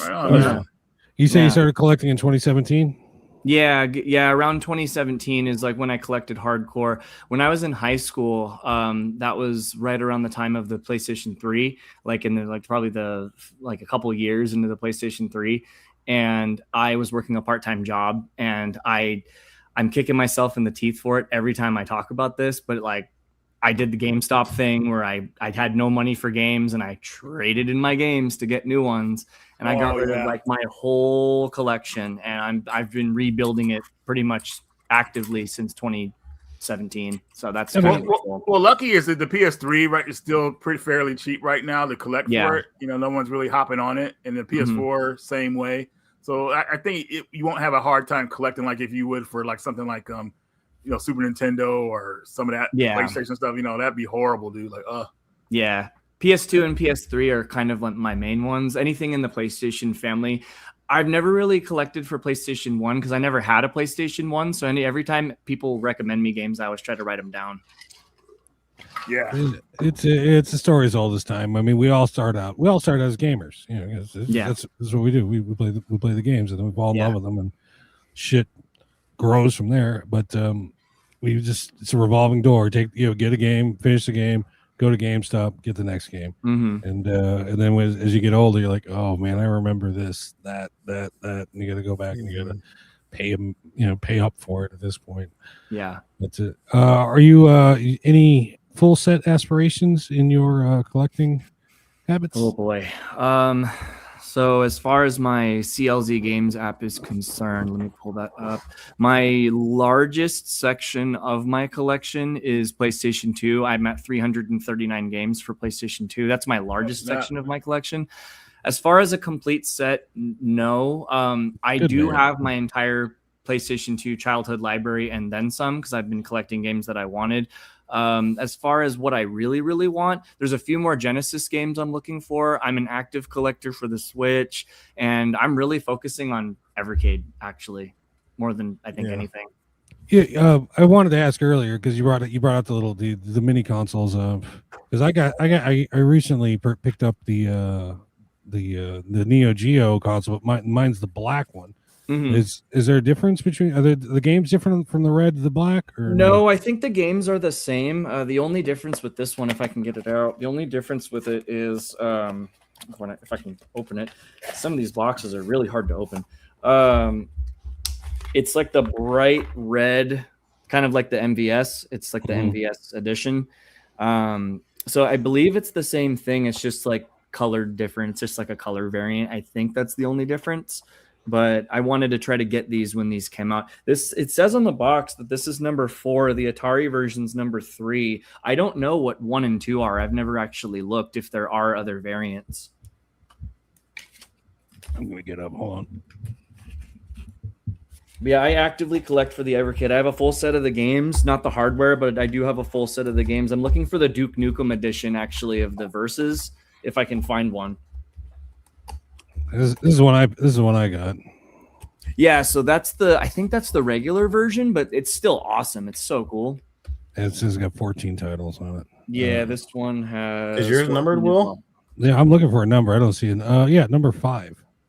Oh, interesting. Okay. Yeah, because this is Atari is this is Atari. It says number 4, and then this one's the Neo Geo. It says number 5. Or number 4, yeah. Sorry, Atari's 3, and this red one is number 4. So yeah, they must just all have like numbers on them. I don't have my Capcom one out right now; it's put away. Oh shit! I mean, I like the Evercade. The few times I played it, I really, honestly, I got 3 carts. I want to get into it, but I don't know. It's hard. It's hard for me to play the goddamn thing. It's just so small and tiny and cute. And, I want to get a consoleized version, but I don't know. Maybe in the future, we'll see. If I do get a consoleized one, then maybe I'll jump into it a little deeper. But Chris has some for sale. Yeah, it's just some of the games, or some of these games are just too retro. They're stepping it up. What's that? They're stepping it up. I think you would like the purple carts, which are the arcade releases. Yeah, those are really cool, man. Those are actually my favorite. So having arcade games get released as physical is amazing. So you might want to look at those. But they have some exclusives, like about Full Void, which is one I've talked about on the channel. Full Void is amazing, dude. I beat that the first night. I was so like me too. All in one sitting. Yes, exactly. That game was so much fun. Yeah, it's so good. Games like that I think you'll probably want to pick up. You don't have to pick up every Evercade collection, just what really fits your style. But the system is as strong as a Dreamcast, from what I was told by the creators. So eventually they'll get into that style of game, depending on licensing and stuff like that. They're dipping into N64 now, so that's a good thing. But Dreamcast is probably next, those type of games. So yeah. The controller also doesn't grab, because I looked at the help me out here, guys, because I don't know what the fuck I'm talking about. The console, the Versus. Yeah. Yes. Oh, my mic has been on mute this whole fucking time. Dude, the fuck, I'm sitting there yelling at you guys. All right, the fucking console. You gotta love the console, Will, because I know you're gonna hate the controller, and that's what you're talking about. So what's nice is you could put an 8-bit do fucking dongle in there, and you can use any fucking Bluetooth controller that you want. There you go. So there you go. Yeah, I use an 8-bit do in my PS2. And, I mean, PS4 control. Well, if you got one, what system would you get? The XP, the Versus? Like, which one of those systems would you aim to get? Well, I want to be able to sit on the couch and play the thing. So you want the Versus? Okay, so the Versus or the EXP, but the EXP he might as well get the Versus if he's gonna sit on the couch. Yeah, never mind. Yeah, the EXP is cool because you take it anywhere. The old ones also have a HDMI port, so you can plug it into the television. But the new ones, you have to be careful. They don't have that port anymore, so you got to be careful if you decide to get that one. Yeah, The one that I love the alphas. The alphas are so much fun. I have all 3 of them. Dude, I love those things. Me too, man. Those things are amazing. I can't wait. I think the next one they're gonna put out, Evan, is the Neo Geo one. Yes. That's what I want. Yes. That's what I think they're gonna do. So next time we see a system, it's gonna be the Evercade. I want them. I've been saying it for years because I'm the only one in my friend group that collects for the Evercade. But I really want them to do with the arcade ones. I want them to do Dragon's Lair and Space Ace because I think that would be perfect for the Evercade if they did that, especially on the Alpha. Yeah. Oh my gosh. Yes, 100%, dude. Oh my god. Evan, are you? There's I picked up Dragon's Lair and Space Ace. There's DVD games. You ever hear of DVD games? Yeah, I don't think I have any, but I've seen them before at like expos and game conventions before. Yeah, I mean they'll play on a PS2, PS3, PS4, even a PS5. It really it's just because it's a DVD and you're supposed to use the DVD remote to play the game. And up, down, left, and enter, and that's for those games. That's all you really need. And my wife is a big Dragon's Lair fan. Actually, it was when we were first starting to date, she was kind of getting back into video games, and now she's like a huge gamer. She has her own Switch. She plays Animal Crossing. She plays games with me, but she beat Dragon's Lair. Like after her second time playing through it, figuring it out, she played through the whole thing without dying, and I was like, that's really impressive. Yeah, I was like, what the heck? I've never done it. She's sitting there just doot, doot, doot. It was impressive. I was like, whoa. Crazy. Your girlfriend is a savant. I think it's crazy. It's insane. No, I played them. I played when I was growing up. I used to just sit over, watch other people play it, because it's a 50-cent game. Oh my god, no! And, I just have you guys ever played Cuphead before? Oh yeah, I love that. It's great. I'm trying to get the platinum. I'm 1 trophy away. Platinum? Oh damn! No, I'm 1 trophy away. I just got to beat 2 more bosses on the expert mode, and I'm done. That's dedication. There's some people who are like, "Oh my god, it's a hard game," and it's infuriating, but I love it. There's other people like, "Oh my god, it's a hard game." Oh hell yeah! I can't play like the Dark Souls games. I can't play the Souls games, but I can play Cuphead and be just fine. I don't know. Cuphead was the first game I got for the Switch, I think. Yes, no, because I got my Switch and it wasn't physical, so like I did download that game, and because I really just wanted to play the fucking thing, and man, I almost broke that fucking brand new Switch so many goddamn times playing that game. It's the dragon boss. The dragon is an asshole. The dragon sucks, and it's the king dice guy at the very end. That's where I just was like losing my brain. I was so mad. I think I stopped. It was like a flying stage, and the boss on that stage, I was like, "Fuck this shit! I'm done with this game." Reggie mentioned on Metal Jesus a few years ago. Actually, I picked the game up. Sometimes I write down games that look interesting on various people's pickups, and I'm like, "Oh, that looks kind of interesting." But he recommended this game called Dodgeball Academia, and that game was amazing. Oh, right, I remember that game. Yeah, I haven't played Dodgeball that game. Academia is so good.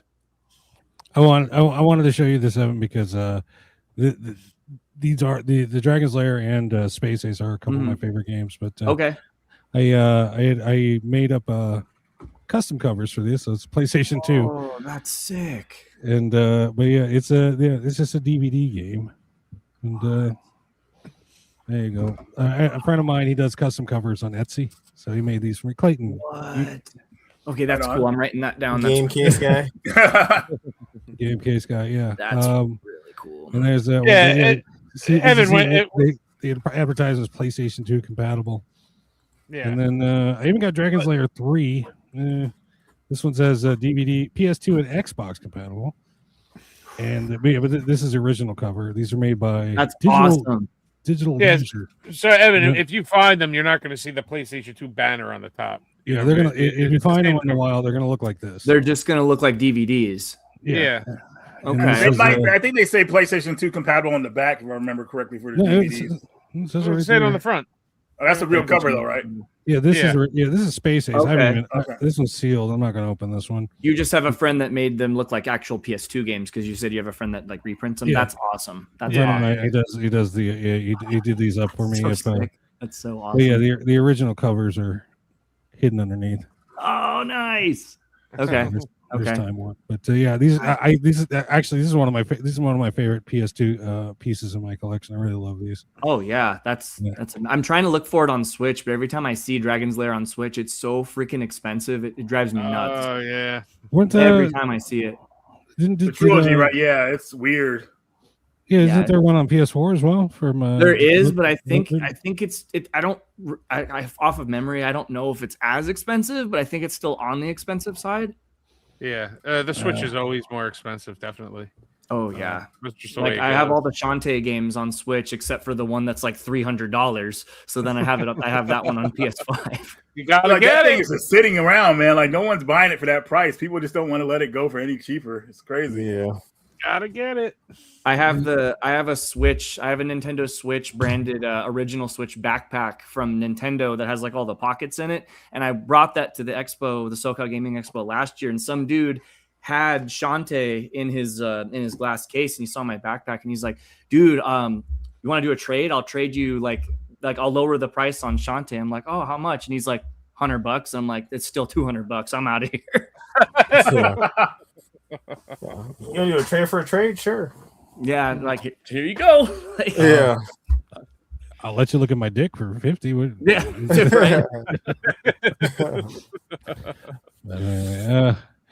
Yeah, let's go ahead and this is usually the final segment of the evening, so we're gonna go ahead. I do want to ask real quick before we get into that. Yeah, I know Evan said he was playing some multiplayer stuff. What have you guys been playing this week? Oh, what happened? I've been playing Worms. Okay. I've been playing Worms. I ever since the PS3. The PS3 was my first introduction to Worms, and I played a lot with a friend. And I just like the game. I'm not very good. I'm not good at it though. You know, the wind always fucks me up. My bombs are. I was playing with Chris. And but yeah, I've been playing Worms WMD, so that was and play some Dead by Daylight. Oh, you play Dead by Daylight, Evan? I do. I've been playing since day one. Oh shit! Right on, man. Yup, I love it. There you go. You got a new partner, Will. Yeah, I was gonna say, what's your Hit me PSN? up anytime. I'm always down. Does Sean have your PSN? I do. Yes. All right, because we don't want to dox you. You already doxed your city, but Yeah. don't tell them where you live. I love Dead by Daylight. Their 10-year anniversaries this year. Yeah, it's gonna be good year. I actually my girlfriend bought me a skin for my birthday because I all I do is I just play Leon, and she's like, is it a 4 skin? Yeah, it's a 5 skin, dude. It's that big. And but I got Chris Redfield, but yeah, I play some Dead by Daylight. Worms. I play as Ash, dude. Ash versus Evil Dead. He's my main. Oh, really? Yeah. My girlfriend's a Sable main, but yeah, if you play, if we do get together and play, you'll meet her. But yeah, that's nice. what I'm playing. I'm down anytime. What about you, Reggie? Shoot, man, I haven't really been playing anything. I mean, I played Dead by Daylight, obviously. I played the new Blood mode they have going on right now, but nothing really stands out, man. After I beat Resident Evil 9, I kind of took a break from playing stuff because I got my platinum on that game. Yeah. So, just Dead by Daylight. Impressive, Oh, dude. wait a minute. I'm sorry, I take that back. I did beat Life is Strange Reunion, if that counts as anything. Okay, yeah. How was it? It was. You could tell it's not written by the original writers, so it's a little bit different from what I wanted. But they try to force on a certain relationship with you in that game. But it was okay, you know. It was better than that Bloomin' Rage that Sean loves. That's his favorite game. What game? Bloomin' Rage or whatever it's called. The one with the girls and the guitar. guitar. Oh yeah. I still need to finish that game. I did. You didn't finish? I thought you beat it already. You were I beat the first half, like Bloom. Now I got to do the Rage part. That's right. Yep. I totally forgot about the game. Yep. Woke fucking trash, but whatever. Man, but yeah, dude. I got to catch up on some games, man. I've been trying to get back in the rhythm of putting some videos out, so that's why I haven't really played too much. But I'll get back in it here in a little bit. What about you, Sean? Me, I'm working on my platinum right now on this. Since we're all talking platinums and whatnot. It is this is the liberal's dream of a game. I mean, Jesus Christ, this is everything that they fucking need. I played 5 dates about 6 times already. So it takes place. It must be a short game. Yeah, it's not that. It's on a scale of 1 to 10, how horny is it? 11? Man, yeah, I tried to get one of the girls horny, and that didn't work out too well. So I'm Googling this 5. But you just start talking politics with her. But basically, yeah, it's a dating sim, and it gets real cringe because it takes place during lockdown.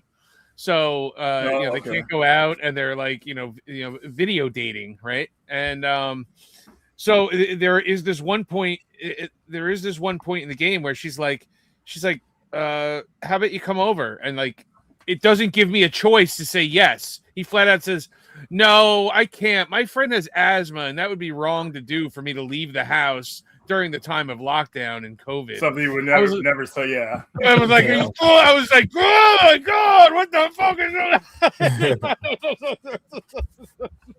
So I don't know. It is what it is. I last week I started and I finished Ghost of Tsushima. I really needed like a palate cleanser. So I hadn't played this, and after I went through like one round of it, I was like, well, let me see like what the other girls' reactions are. And I went through like that. There is a sequel called 10 Dates. So maybe we'll have to get onto that one too. Right? 10 Dates. There you go. I did also play Ghost of Yote and Call of Duty this week. So just to add to that. Nice. There you go. James, what are you playing? I finally beat Resident Evil 4. Excellent. It was good. I'd have to put that number 3 after Resident Evil 7, 9, and then I'd have to go 4. Okay. Okay. 7's your number 1, 9 is your number 2. 2. Where's Resident Evil 2? I would say that's 4. Oh my god. Yeah. You know, I did what do they call it? Game? What do they call it? Game when you screen shared. And I find watching you play, watching Sean play, it's frustrating as fuck because you guys are doing it all wrong. It's frustrating watching you play because, because you're like looking in every nook and cranny. It's like, run! Look in every nook and cranny. That's how you play. That's how you find everything. I don't want anything. That room's got to be picked clean before I leave. Watching you play. It just Max. I'm not reading the notes. I'm like, I don't want to read the notes. I want to go to the next thing. You have to read the notes and take notes on the notes that you're reading. Will meanders. Will doesn't play the game. He meanders in the game. So, there is one more game I played. Did you have another one, James? Yeah. I was obviously playing the Prince of Persia, but then also been playing the beta of Invincible Versus. Very good fighting game. Yeah, I've been playing that too. I forgot to mention that. That was fun. That is fun. Very fun game. You watching the show? I don't watch the show. My son watches it. He reads the comics. He loves it. So we played yesterday. It's a good very show. fun game, brutal, just like the show, like the comic. It reminds me of like a different Mortal Kombat with the killing of it. It's a very good game. I can't wait till it drops this month. Brutal. Yeah. I did play one more game though. I finally played Poop Slinger. Terrible. I've never seen a physical of that game in real life ever. What up, Gord? There it is. That's it right there. There it is. And there we go. I won't let you know how it is because you're gonna have to tune into Ain't Dead Games channel to see my reaction on this. All right, done. All right. Tune into Ain't Dead Games. Go on over to Ain't Dead Games and leave your subscription and your like and your comment. Hype up all the videos and tell your wife about it. That's awesome. Speaking of weird games, I don't know if you guys have ever just like gone on the PlayStation Store and just kept scrolling and just seeing just all the crap that's on the PlayStation Store. But during the holidays, we do Mario Party, like usually like once every other week, where we all just play Mario Party and just kind of hang out. But we were like, screw it, let's try to find a shitty game to play. Have you guys ever heard of the Christmas Pickle? It's a limited rare game. I know what a Christmas pickle is, but no. If you go on the PlayStation and you search up the Christmas Pickle, it's the dumbest piece of shit, but it has a banging soundtrack. That's all I'm waiting for my physical to come in the mail. Yeah, there's a physical for it. There was a physical for it? No way. Limited Rare put it out. No way. The Christmas Pickle was in the crop of games that got delisted last week. I believe it. That's great. It's real quick. Essentials Unlimited says, I'm a cranny looker too, Will. Don't listen to those guys. Those guys are missing out on the nooks. So yeah, there you go. I am totally justified. We know Will does it all for the nookie. What? No. That's right, Gore. Resident Evil 7's your favorite, huh? Yeah, just because it realistically could happen. Just the story of it, the crazy Baker family. That's why I like it. It's more. I feel like it's scarier than the other. It definitely is. Games. Yeah, I agree. It's very tense. Yeah, and then that part where you play as the sewer gators part was pretty trippy. You know, playing as those guys in the demo. Yeah. Yep. What about you, Evan? What have you been playing this week? So I've been playing a couple of things. I got Resident Evil 9 at launch too, and I played through it in a few days. I haven't gone back and played through it a second time, but I just kind of just breezed through it just so I could just experience the story. I got the good ending the first time, so thank goodness. I was stuck on that. I'm not going to say any spoilers, but I got stuck on the choice for like probably 30 minutes deciding. Really? That's hilarious. I was just like, it's probably the one they don't want you to pick is going to be the answer. Evan, let me give you a little spoiler right here, okay? Okay. I picked bad ending. All right. The bad ending. But you know what's cool about the bad ending after the credits roll, it says, "Do you want to go back and play the real ending?" So does it really? It doesn't fucking matter. You can watch both endings. What? Oh, that's okay. That's sick. That's awesome. It's not like Silent Hill where there's like 19 endings or whatever. Yeah. And it was funny. I was talking to the germ, and he was like, "Oh man, that ending was so awesome." He told me the end. I was like, "Dude, that's the bad ending." He's like, "What are you talking about? That was the end of the game." And I was like, "Dude, go back and let you play the good ending." The bad ending was a good ending for me because it was over. I was like, "Oh, finally, thank God." I'm done with this thing. Wait a minute, the good ending, it drags on for another 20 minutes, and then freaking gonna die 4 more times.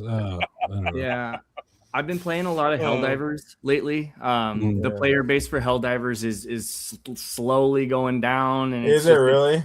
It's active. There's like 30,000, 45,000 Helldivers right now. When it was peak democracy, it was like however many million people. It was like crashing the servers. That game is so fantastic. It's such a good game, even though you die like literally every 4 seconds, but it's so much fun. Yeah. That game, they should call that game Propaganda. The game. Yes. That's why I can't get into it. I only played a couple times, and I can only play with James because he's the only one that knows what to do in that fucking game. I just like run around like a man. He's like, "No, you got to go to this fucking base, and we got to do this, and we got to do." And I'm like, "Okay." Now the game's follow the fun. major orders, and you got to do what you got to do. What they now the game now the game is fun, but like with me by myself, I'm like I don't know what the fuck to do, so I stopped. And PS2 asked in the chat, was Poop Slinger better or worse than 5 Dates? You're gonna have to check. You're gonna have to go subscribe to the Ain't Dead Games channel and Ain't Dead Games and. All right, guys. Is the new Resident Evil better than Resident Evil 4? Oh, Manny, what's up, Manny? Nice. I'll be the first to admit, I've never played Resident Evil 4. All I've played of Resident Evil 4 is I have it on every fucking console, and I can never get out of that first fucking town. It wasn't until about a year ago I found out that you just have to wait for the bell to ring. I always got so fucking frustrated. I was like, "Fuck this game! I'm out of here." And then like a year ago, somebody was like, "You just have to wait for the bell to ring," and I was like, "Well, fuck it. I'm not going back. I'll go back later at a different point." So James can answer that question though. Resident Evil 9? I think Requiem is definitely better than. I would say definitely better, but it is. But in my opinion, I think it's better than 4. 4 is longer, but I like the story better. In 9, yeah, Requiem was cool, especially if you have that the lore of Resident Evil 2. So going back to Old Raccoon City that part is amazing, and with DLC in that game, they'll be able to like maybe expand the city a little bit more with mercenaries or even extra story. So because if now that there's photo mode in that game, when you go on top of a building, James, you take a picture of the city, it looks like so much you could like go to in that game. Yeah, so hopefully Capcom really pushes that with the game because it's in that aspect it'll be really amazing. But 9 definitely has 9 is up there in my favorite games. I would say. I get 9 was fantastic. I would say I could see how 4 might be a lot of people's favorites because like playing that game is a totally different experience than playing 3, 2, or 1 back when that came out. Like you get the whole action, the story. What was trippy about Resident Evil 4 when it came out back in the day is the horror, the dread you feel because Leon gets killed bad in that game. Like the chainsaw guy. Yeah. I mean that death is horrible, dude. Like in the demo, that was terrifying.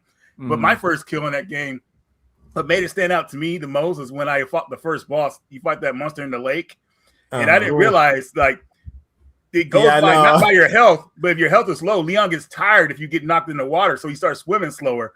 So I got swallowed up, man. That was the most terrifying scene I ever seen when you hear Leon yell when he gets swallowed up. Like I'll never forget that. And it made me play the game a lot more cautiously at the time. Yeah. So, but yeah, that Resident Evil 4 is a trip, man. I can understand why it's a lot of people's favorites, and it was a game that kind of went more into the mainstream, I would say, with the way the action was. So yeah, exactly. Greatest Nintendo GameCube exclusive of all time.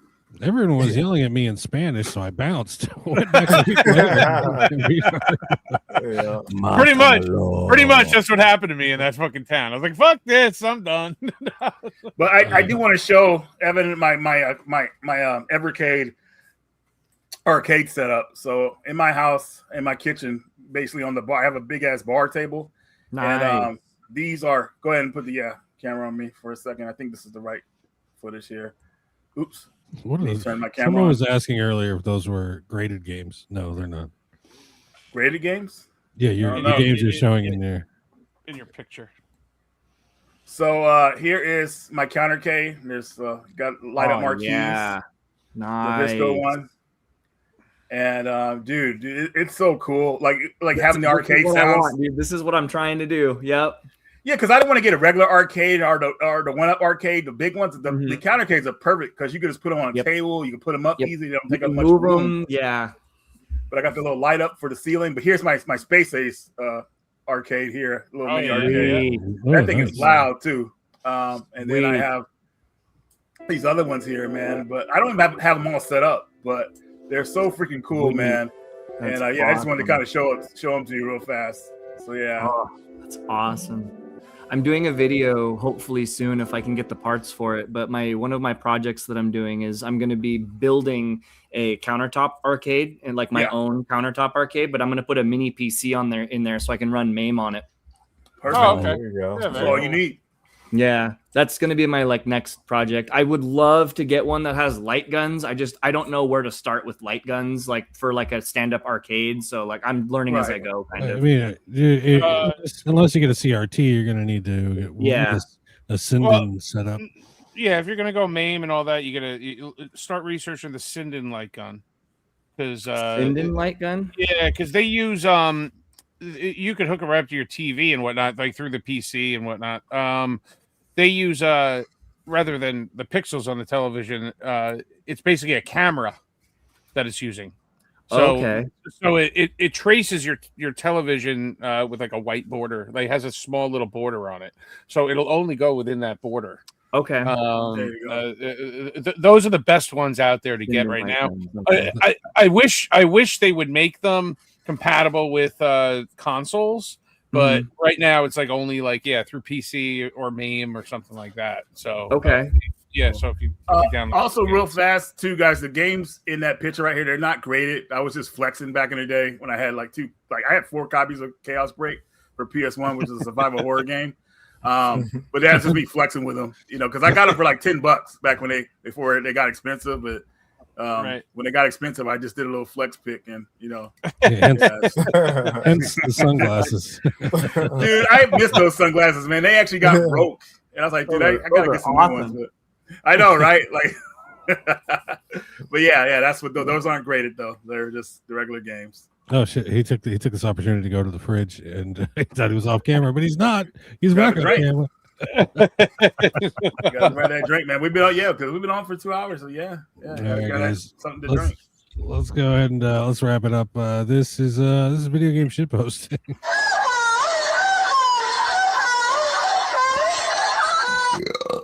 Oh my, that was tasty. I could taste that from here. What is this? Oh, never mind. I can't read it. ultra ergonomic thumbsticks. How does that even work? Yeah, you're gonna have long thumbs. Big your nose. That's Shaq's controller right there. Let's see. This is the VGP victims recovery. It's okay. I know your game is now. Save us, VGP. Please abbreviate responsibly. Experiencing SA as a child and CP as an adult was truly an amazing experience. SA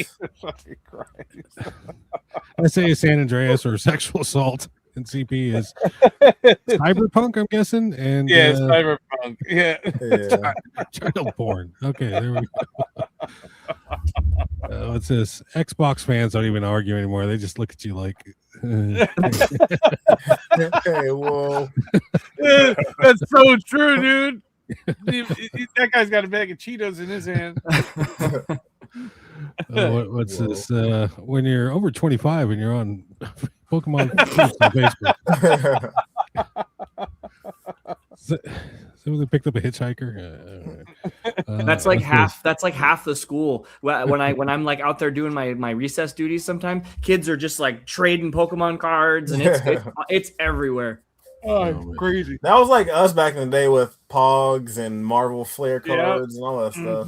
I went to GameStop briefly today, and there were some people there buying Pokemon cards and ripping them right there at the counter. Like, oh my god! Wow! I get all excited. I'm in the corner like sneering, like, you fucking jerk offs, get the fuck out. Half of GameStop is all TCG now. It's crazy. Like, when did that happen? I know, it's ridiculous. They closed down most of the ones in my area, so I don't even go anymore. Miss Frizzle, where are we now? Suit up, Arnold. I guess it's Doom, the Magic School Bus. Pirating AAA games, pirating indie games. I'm sorry, little one. What is this? This guy's selling a PS5 and monitor. Trade for tattoo work at my shop. I'm a child. Wow. What's this? When you're level 1 in an RPG. Yep. Very true. That's every time you play. If you've ever played Ark, Survival Evolved or Survival Ascended, you start on the beach with nothing and you literally have a twig and you're just trying to beat dinosaurs and they're just coming after you. This guy's fighting off coconut crabs is what it looks like. Right? Yeah, they got those in Hawaii, right? Probably. That's going to be me in July. What's this? How to make your computer run faster. Step 1. Nice. What's this? Yeah, sure, bro. We can play split screen. Here you go. There you go. What the hell is that? That's not a melted clay. I feel like a cake. I feel like it's a cake. Is a cake. This is I brought this strictly for James. This is River City. Yes. Yep. Yes. That's great. Leon in Europe, just after having Las Plagas injected into his body. Talked about this game. Yeah, there you go. So it's current. What's this? The RAM I want. The RAM I can actually afford. Very true. What's this? Me 1 minute before versus 1 minute after Red Dead Redemption. Yep. Yep. He's appeared a couple times tonight. All right. In movies, gamers, hackers, reality, gamers, hackers. And here's a preview from Sean's YouTube. There you go. You got that to look forward to. Head on over to Ain't Dead Games and please subscribe. Yeah, seriously though, that transition was chef's kiss. You like that transition, right? It was very good. Video will be dropping this week. But anyway, thanks so much for coming on this evening, Evan. Thank you guys for having me. This has been so cool. I hope you had a little bit of fun. I had a blast. Tell the folks where they can find you. What did you socials and blah blah blah blah blah. It's very easy actually. It's this on everything. It's SirJumpCelot on everything. And then my YouTube is JumpTV. So on Instagram, I actually have like a link for all my stuff. But yeah, JumpTV is my Instagram or my YouTube, and then SirJumpCelot is everything else. Very cool. Okay. Usually when I spam out the program on the social medias, I found you on Twitter really quick. I found you on Instagram really quick. I think I followed you on Instagram, but you didn't follow me back. Don't worry, I will. I will. You haven't. I'm kidding. That's a joke. I'll do it right now. But right. From myself, from James, from Sean, from Reggie, and from our guests this evening, if I may be so bold to speak on their behalf. Thanks for coming in tonight, guys, and thank you. We'll catch you on the Thank you next very one. much, you guys. See you guys. Good night, everybody.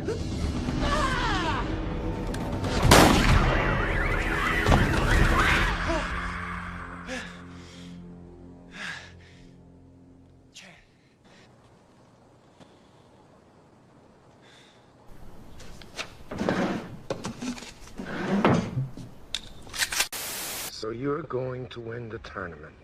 Yes, I am. Show me how.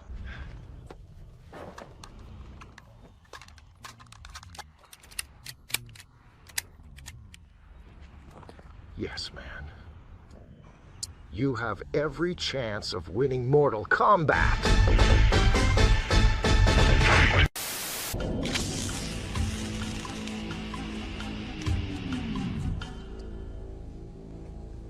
Let's dance.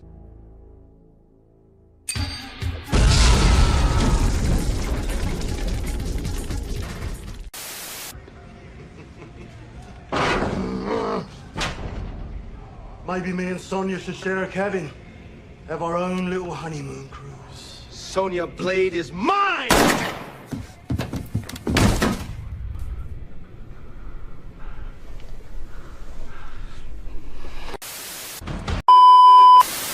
PlayStation ain't dead. They say PlayStation ain't dead, but was it really alive? We got collectors in the house like Will Schultz and Sean Powers and LL Smooth and the Radical One. Ratchet Alive, the Poppers Report is such a surprise. Sometimes you get overwhelmed by packages.